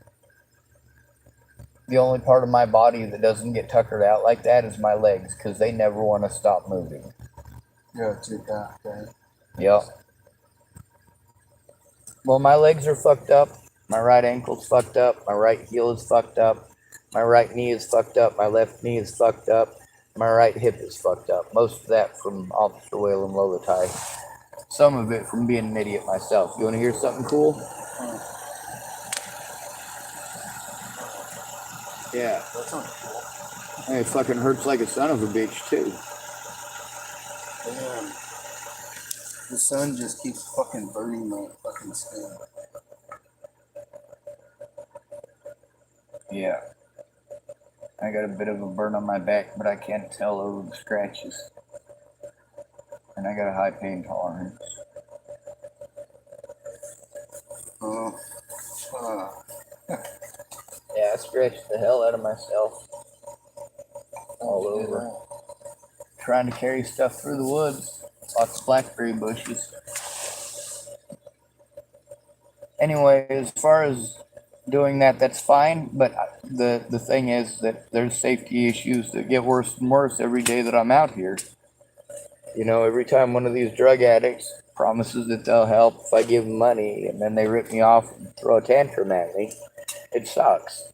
And then you run out of money, and then they're mad that you ran out of money. Yeah, and then they tell me I chose it. You know, I don't want to be nice to Christian every time I see him. I am nice to him because I know that if I'm not and he throws a tantrum, it will affect me.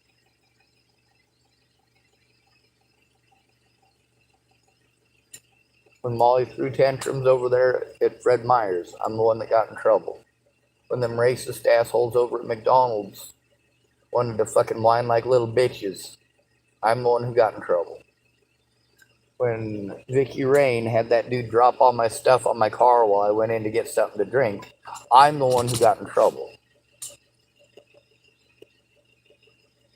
I'm tired of getting in trouble just because nobody speaks up about it. Well, pretty much anybody who's ever met me knows that I'm not schizophrenic. If they see me talking to my phone, they might think I'm schizophrenic. But if you stop and you listen to me for a few minutes, you realize I'm not. You realize I got some intelligence. You realize I'm not retarded. But my predators claim that I am. So I just think you're in emotional and mental and physical distress. And I am.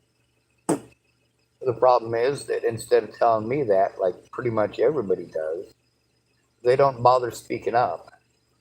Now, when it comes to getting diagnoses, especially as an adult, you're supposed to have friends or family members who are actively involved in your life and actually care about you. Now, when it comes to making a diagnosis, it helps when your friends and family members are there to help do that, help along with the process and help explain things. But when you don't have any friends or family members, and the only people who are speaking up are your predators, well, your predators call you mentally ill, pretend that you're schizophrenic, and it just magically gets written down as if it must be true because it's said about you.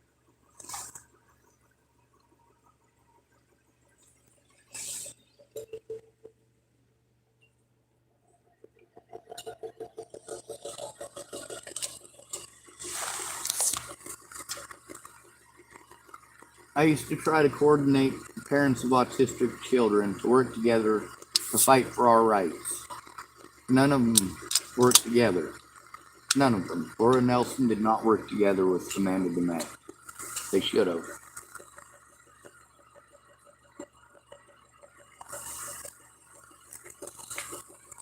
As far as getting into housing, I can't get into any government subsidized housing until I have rented a place for 2 years consecutively. But you can't afford to rent a place. Exactly. Meanwhile, I never should have broken the law. Never should have had to break the law. Dude, I can't afford to rent a place. Exactly. You know? It's fucking ridiculous. Like, it takes 3.5 full-time jobs now to keep the place over your head in most places in America. That's at starting wages. Most Americans are still earning starting wages in their 40s. yeah.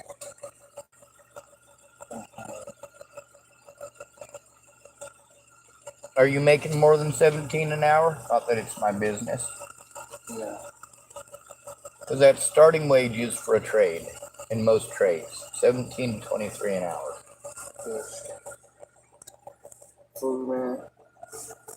Tillamook, Oregon. Look at this shit. 3-bedroom house, $3,250. Yeah, that's it. That's fucking. That's the average here. 3,250. Yeah, that's the average here. It's 1 bedroom, almost, 1 bath, freaking $795. Like, you would have $5. yeah, exactly. That's the thing, is that I'm disabled. I literally can't do these things for myself. I did have housing, and I was screwed out of my housing through abuse. So if you...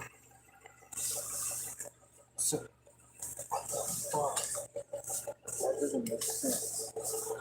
I have to turn in the abuse, which means that I have to have someone vouch for it. So for you to get housing, you have to have a place for 2 years. You have to pay for your own place for 2 years for you to be eligible for assistance. Yeah, and that's not the only catch-22 I'm dealing with. Everything is a catch-22. So like this. Meanwhile, that's all bullshit because they're supposed to give me a review. Anytime that they kick you out of housing, you're supposed to be allowed to have a review. I was never allowed one. I was trying to turn in the people that were running the chapel housing because they were ripping all of us off and they weren't doing the maintenance. They were taking our money. And if we tried to complain, they'd retaliate by pretending that we did something we didn't. Very common.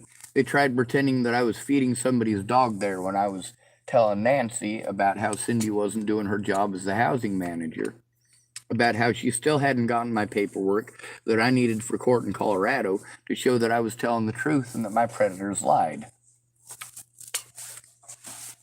And they said they were going to get it to me. Multiple calls to them as well, and they still never got it. To this day, I still never got it. All these places that I have to go to, They got the same thing in Nebraska, the same thing in South Dakota, the same thing in Wyoming, the same thing in Virginia. When you're abused, you turn it in. When a disabled or at-risk adult tries to turn it in, they're sent to mental health or they're put on suicide watch. That's what pushes us to commit suicide.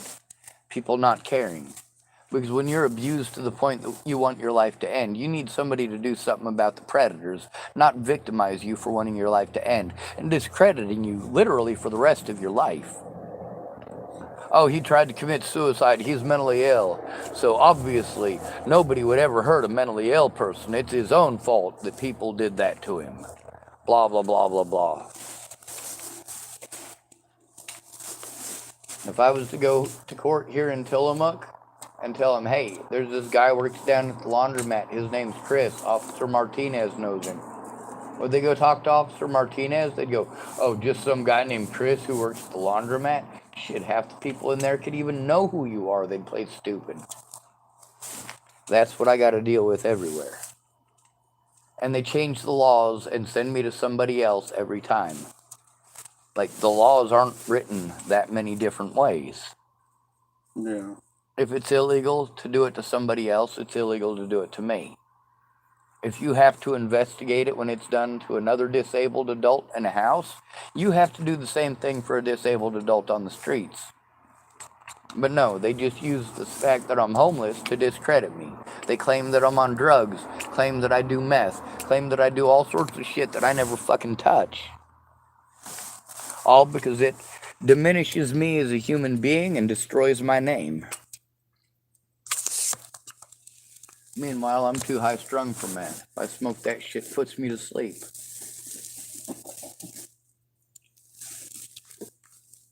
Right? I also have nightmares, so I don't sleep hardly at all. My pain prevents me from going to sleep. Having to sleep in my car prevents me from sleeping, because that's painful. I'm not supposed to twist. I'm not supposed to pick up anything more than 10 pounds. Nearly everything in my camp weighed more than 10 pounds, and I had to move most of it. Thank goodness, only 5 feet or less for most of it. But it's repetitive, and after 15 minutes of that, I'm exhausted. So what I've got out there is a mess. Meanwhile, the only reason that all of that stuff is within 5 feet of the hole that I was putting it in is because some guy showed up at the camp, told me it was his old camp, dug a hole for me, and carried literally all of my shit back to where his old camp was. And he didn't ask for $1. He offered to cook me dinner. Nice guy. Yeah. He's camped up in that same area still? He was going through, he was wanting to check the camp to see if something that he had, if he had left it there. It was basically the gist of it. He was thinking about staying for a couple of nights and looking for something, but that's when he went back to the camp. He said, I'm just walking through. I'm not trying to disturb you or anything. And he went back to where his camp was and come back, and he was telling me, well, if you follow me down this trail, I'm like, dude, I can't step over this. And he started sliding stuff out of the way. He's like, no, you just push this here, and then people don't think they can get through, and they're not going to try. But really, you just lift it up, you walk right on through. I was zippity fucking doodah day. God damn, he's right.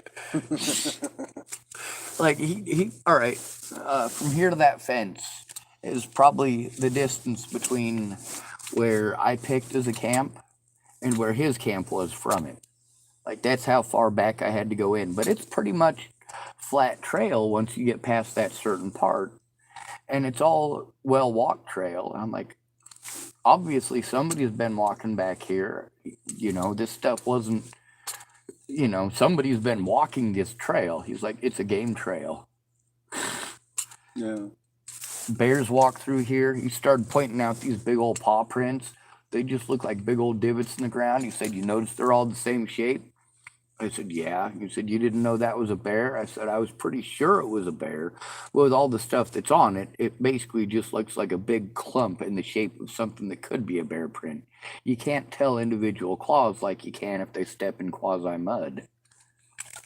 You know, if you step on that grass over there, people can tell there was a boot there, but they can't tell if it was a man or a woman or a 300-pounder or a 30-pound.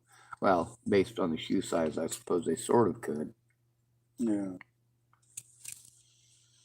Well, He was also showing me the elk that are up there. He said, you see those, how it's 2 holes in the ground and then there's a tiny one off to the side? And then you see this one over here where it's just the 2 prongs?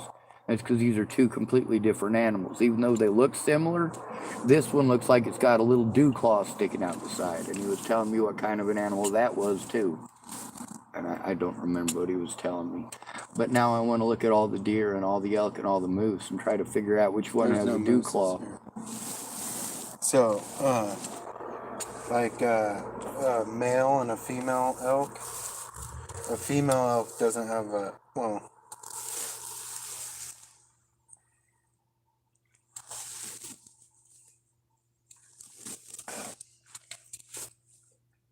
But I guess the point is there's definitely bears males up there. and females.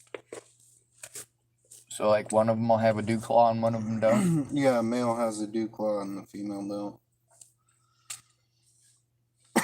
Good to know. I'm probably keeping you from getting sleep, huh? No, I won't go to sleep till fucking 3 in the morning. As far as the housing things goes, like I've not been turning down housing. I'm saying that we can't just keep on jumping through housing like it's crack, because even when I had housing, it didn't stop the abuse. The caseworkers are supposed to help me to stop the abuse. They didn't. When I had housing, I didn't have a caseworker. When I had a caseworker, I didn't have housing. Now, I had a caseworker that was supposed to do their job while I had housing. Her name was Jen Beebe. She didn't do it. Tamara was also my caseworker while I had housing, but she quit her job and I had to move to Colorado. The person who was supposed to be my caseworker in Colorado was Kara Heller, and the therapist I was working with was Jeff Ritter. Like, literally, they had me going back and forth from Nebraska to Colorado every month, at least twice. Oh, sorry. So I had to rent in low-income Chapel, Nebraska, and I also had to rent a place in Inglewood with Ken Wilson and Leatha Plunkett, and of course, they're drug dealers. Nearly everybody I've had to stay with has been a drug dealer. Kayla Trujillo was a drug dealer. Nearly every place that I stayed, people were volatile and angry and hateful because of the drugs and the alcohol that they were using. Some of those places, everybody was nice, but just one person. But that one person was shitty enough to make everybody's life hell. Yeah. So a lot of people did vicious shit and evil shit because their drug connections were more important than their friend. They claimed to be my friend until they realized that some of the people they get their drugs from are some of the people that have been threatening to kill me and my friends and family. So, of course, that didn't go well either. So if you got a friend who helps out people that are disabled and getting into housing. No, I have a friend that has, like, he's the manager of a house with 6 guys in it. You know, like, he just manages the house. Yeah. You know, he cooks them dinner. He lives on site. I can do some of that stuff for myself some of the time. I can cook dinner for myself. Yeah. Some days my hands won't work and I won't be able to hold stuff, but Yeah, I think that they always cook everybody dinner. I think some of there was it's a group home for developmental disabilities, and the chances are pretty good that what that means is people with severe developmental disabilities. That would be people with Down syndrome really bad, or type 1 autism, or... Well, I don't... Like, I've been down there, and I've, you know, been there and had dinner with the guys and stuff.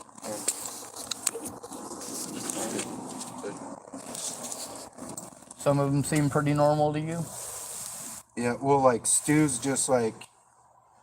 The guy Stu that owns these houses, I think he has, like, 4 houses. And he only does men's houses. He said women are too difficult and they want to fight each other all the time and... Yeah. Crazy shit. But Stu, like, you know, he like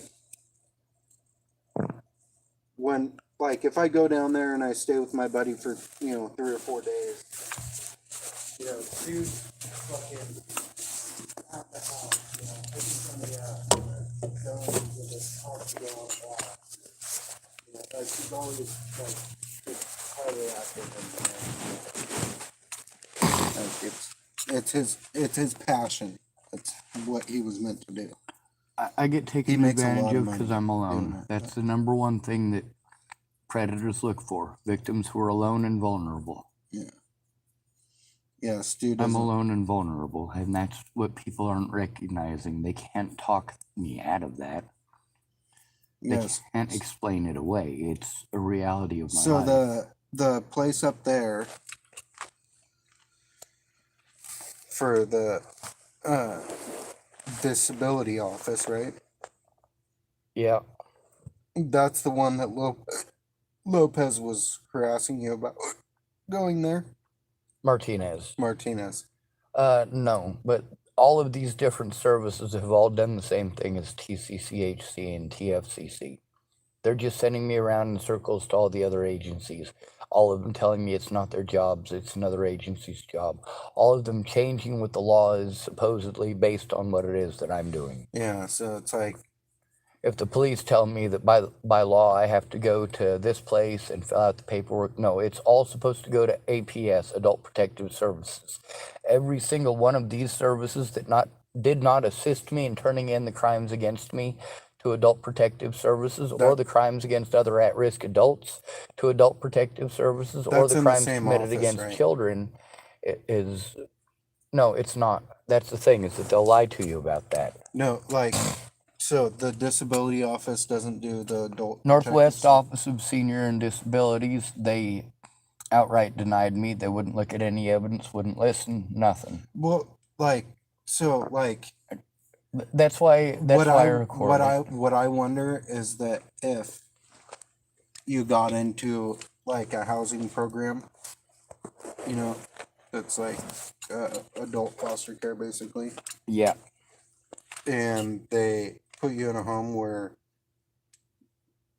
somebody, the I don't know what the fuck you call them, the owner, like if they have compassion and love their people, they're mandatory reporters, Yeah. You got to find somebody with compassion. Well, you have to, no, not necessarily. You can find somebody who's greedy as a motherfucker. If there was a greedy person here right now, they could capitalize on this for millions of dollars, no joke. Yeah. If I could find a greedy lawyer to take a look at my stuff, he'd look at it with his hands like this and his eyes going devil dick red. Yeah. Greed is a powerful fucking thing. When you see how many dollars were spent just over Waylon Lolatai. What's Waylon Lolatai? Waylon Lolatai is one of my predators. He was an officer in Boulder, Colorado who assaulted me when they were trying to frame me for Natalie's murder. He assaulted a lot of people. The amount of money that... Where was she murdered at? In Colorado? Outside Thornton, Colorado, yeah. McIntosh Dairy Farm. Yeah, well, somebody today sent me another one of these new Natalie Bollinger things that popped up. I get these things all the time. People saying, I can't believe you killed that poor girl. Like, fuck. None of you even follow through to the end of the fucking videos you're watching to realize she was killed by Joseph Michael Lopez. And nobody bothers to speak up about the fact that I was the one being fucking stalked, not Natalie. So I need somebody to look at that evidence and speak up. All the rest of this shit is all over Natalie. I had housing before Natalie was killed. I had a caseworker that was compassionate and cared, but she quit her job. Since then, it's been me trying to get people to stop pushing the housing like it's crack. Once we've filled out the paperwork, there's other things that need to be done. When crimes are committed against me, and I'm sent to all of these different services, and instead of them allowing me a place where I can sit down and write it down in peace and fucking quiet, they want to send me around to all these other agencies. Or they'll give me a piece of paper and a pencil, and then they'll have somebody annoy the shit out of me by talking non-fucking stop the whole time. Or I'll say, hey, I need to turn in one of your employees. Her name is, and then they have that person come out and bug me. And I have to be nice about it. Fine, I'll let you sit there as long as I can sit down and write down what I need to. But then when she doesn't shut up, or of course she wants to redirect the conversation. No, it always needs to be about the abuse. Number one, the victim's safety. Number two, the safety and the preservation of the evidence. Anything that they do other than that is against the law. All of them. Every single one of them. Yeah, they're just basically bullying me. Well, they're not just bullying me, they're getting paid to bully me. Yeah. And it's against the law for them to bully me. It's also against the law for them to fleece the American public. That includes people like you who still work for a living. Everybody in Tillamook should be pissed off at how much money has been wasted on ignoring me and bullshitting me. Well, I mean, just money in the government at least anyways. You know, maybe. Well, it's being used to victimize the victims. There's plenty of money, but it's being used to pay $3.2 million to the family of Mr. Miles, or it's used for paying $98,000 to Samuel Leon Lawrence IV, or it's spent to give $132,000 to Zaid Atkinson. Yeah. It's like, you know much about the legalization of drugs and poison? A little bit, yeah. So, like, it's cleaner than Washington State. You've got just as many drug users, but you're cleaner here. Well, so, like, it's not that the idea was to... People think that 114 was just to decriminalize drugs. And it wasn't. It was so that they could use that money for programs that actually help people to get off of the drugs. Yeah. But those programs don't work when these people aren't interested in that. They just want you to come back for therapy because they can charge the government $230 a pop. Yeah, because they allotted $300 million to it. And so, like... And how many people are still homeless? $300 million. That could literally... erase homelessness in Portland. So it's like... that could erase homelessness statewide for an entire year. Well, so... we have dual diagnosis treatments in Oregon for drug and alcohol that also treat mental illness. And they're fucking clear on the other side of the state, right? Well, one's in Ontario, one's in Baker City. And we have part of the $300 million is supposed to create housing when people come out of treatment so that they can succeed. And nobody's accounted for it. The thing about the dual diagnosis is that all of these places here are operating on the dual diagnosis setup. Yeah. They're all dual diagnosis. If you're not on drugs, they're not going to get that money. So they're not going to make you a priority. In order to become a priority, you have to do drugs. Do you know why I smoke pot? So I can go to those fucking dual diagnosis clinics. Yeah. So that's not the only reason. Obviously, a lot of these homeless people never would even talk to me unless I smoke pot. But the thing is, they almost kicked me out of 2 programs in Nebraska because I only had one problem, and it's a dual diagnosis clinic. It has to be either you're depressed and you have an alcohol problem, or of course you are schizophrenic and you have a meth problem, or they go through this whole list of you still have to be a substance user. Yeah. And then they get to pretend like everything that comes out of your mouth is a lie because since you smoke pot, you must be a meth user. Like, holy shit, you guys are fucking nuts. Yeah.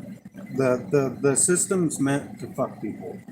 When I got arrested in 2017 for possession of drugs, I was arrested for possession by consumption for the wrong drugs that I wasn't doing. And B, so I go to jail, right? I get out of jail, they put me in outpatient treatment. And then I continue doing drugs, lose my fucking mind, almost kill my girlfriend. They come arrest me, put me in jail. I don't get charged for 36 days into my sentence. 36 days until I took a plea bargain in court, which violated my right to fair and speedy trial. Yep. Right?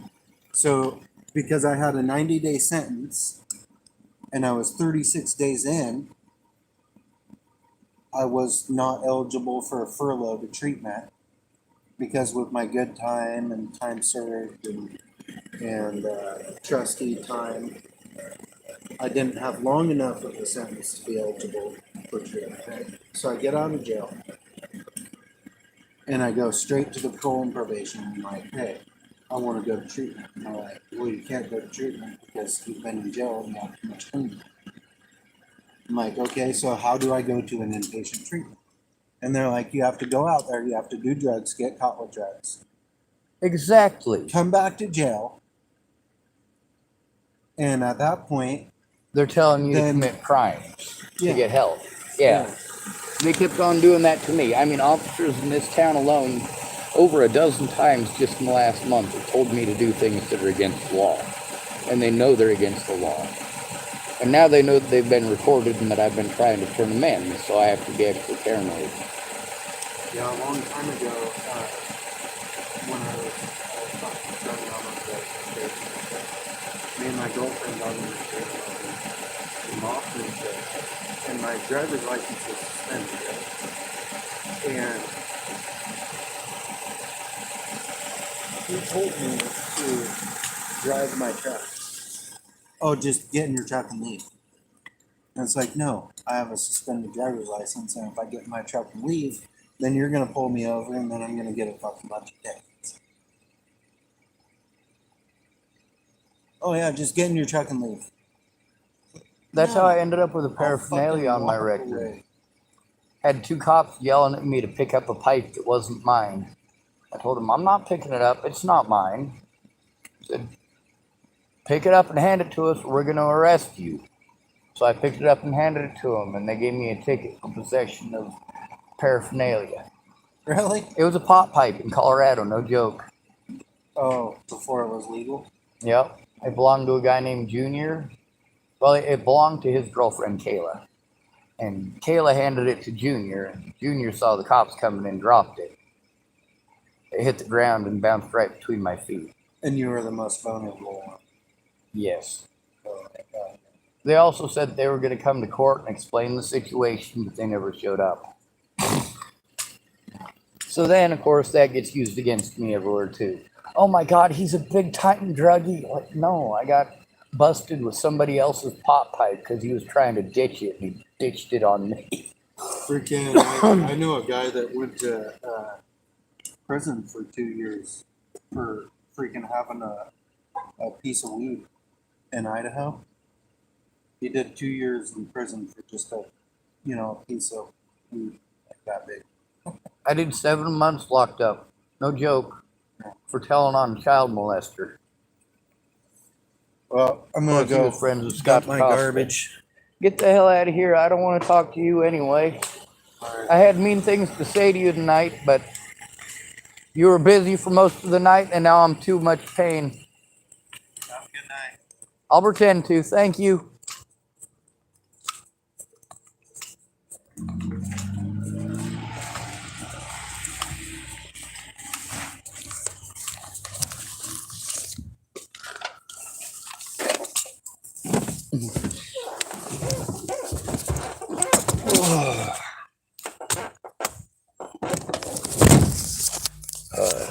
Too hung up on housing. There's 2 types of housing. There's emergency housing, and then there's Section 8 type housing. Emergency housing is for, well, let's say that you got an ex-husband who just tried to beat you to death. Emergency housing houses you up and your kids so that you don't end up fucking homeless on the streets with your kids. Usually asks for anywhere from 3 days to up to 2 weeks. Some places allow you a full month. The other housing is the housing that you're supposed to be working towards.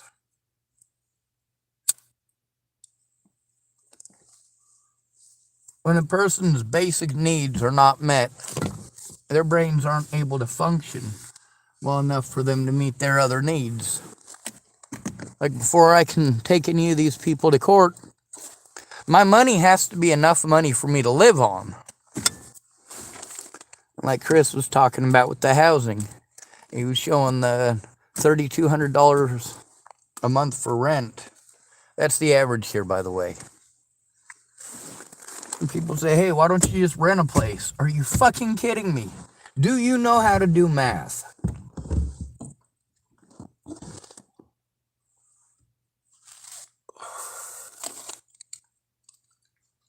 Oh my god, I fucking bag. Oh my god, oh my god, oh my god, oh my god.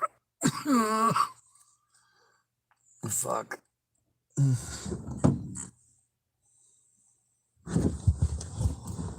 Anyway, it's probably after midnight. I'm willing to bet it is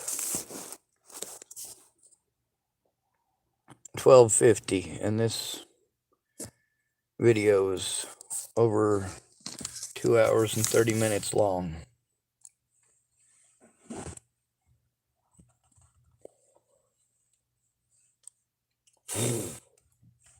A lot of people got problems with Loffman. He's a dirty piece of shit, and he likes to sexually harass people. But between turning him in and getting pissed off at me, people would rather get pissed off at me for saying something. Don't say it if it's not true. There's a lot of stuff we can consider slander. We can consider it slander, but that don't make it slander. An opinion isn't slander. Now, if you state your opinion as if it is fact, and you present your opinion as fact, that is malicious slander, which is different entirely. That's not just oh, we sue you in court thing. That denotes that you are attempting to get innocent people harmed. Malicious slander. Like, your daddy won't buy you a new car, so you tell everybody your dad raped you. Or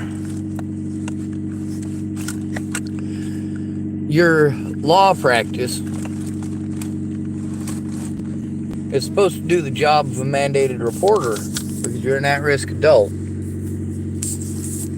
But instead, they lie to you, and then they tell the courts something completely different than what they told you. Malicious slander with malicious intent. It shows that they never intended on doing their jobs. While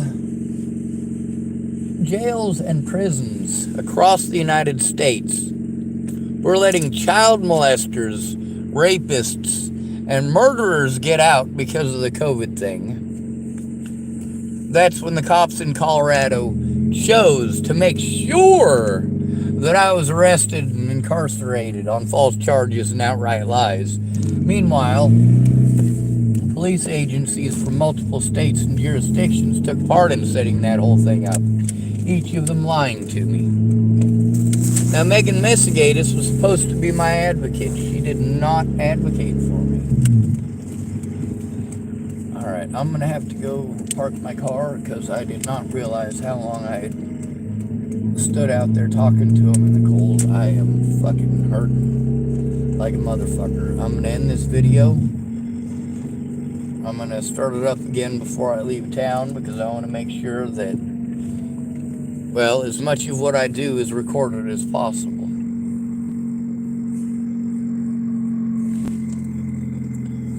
Lots of people claim to have good intentions, they just didn't have good follow-through. Oh, fuck. Oh my god, fuck.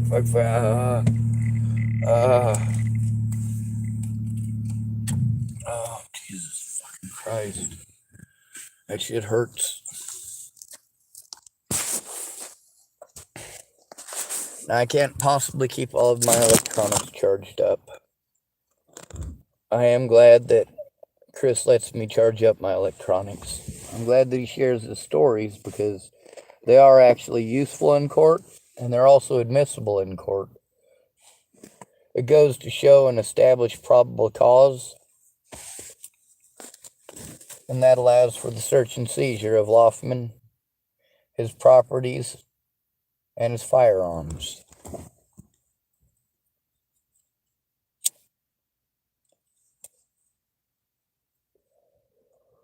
Some of you might have noticed I'm pretty sexist. I'm sexist towards men, and I'm sexist towards women. So, at least I admit it. I'm sexist against everybody. Merry Christmas. Anyway, my battery is down to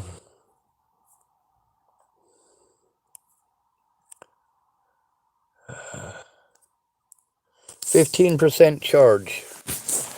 Now here's the thing, is that literally all night long, Chris couldn't get his head wrapped around anything except pushing housing like a crackhead, as always.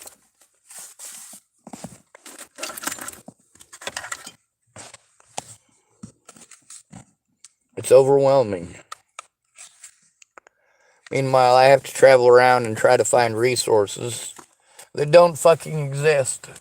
All these people telling me about how these places are supposed to do this and they're supposed to do that. Well, if you're not helping, they're not going to try. They will make zero attempt at doing their fucking jobs.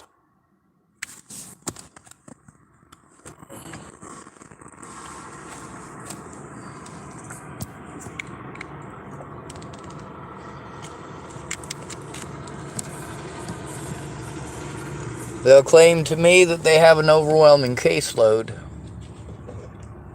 but they won't tell the courts that. They won't speak up about that, and they won't put it in writing. I'm one who tells me something they won't put in writing and sign their name to. I don't trust any adult that asks me to keep secrets.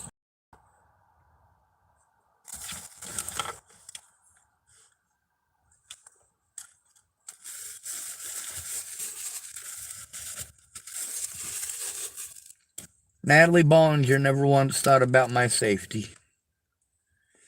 Never thought even once about the harm that I have to endure because she didn't want to be honest because she was embarrassed.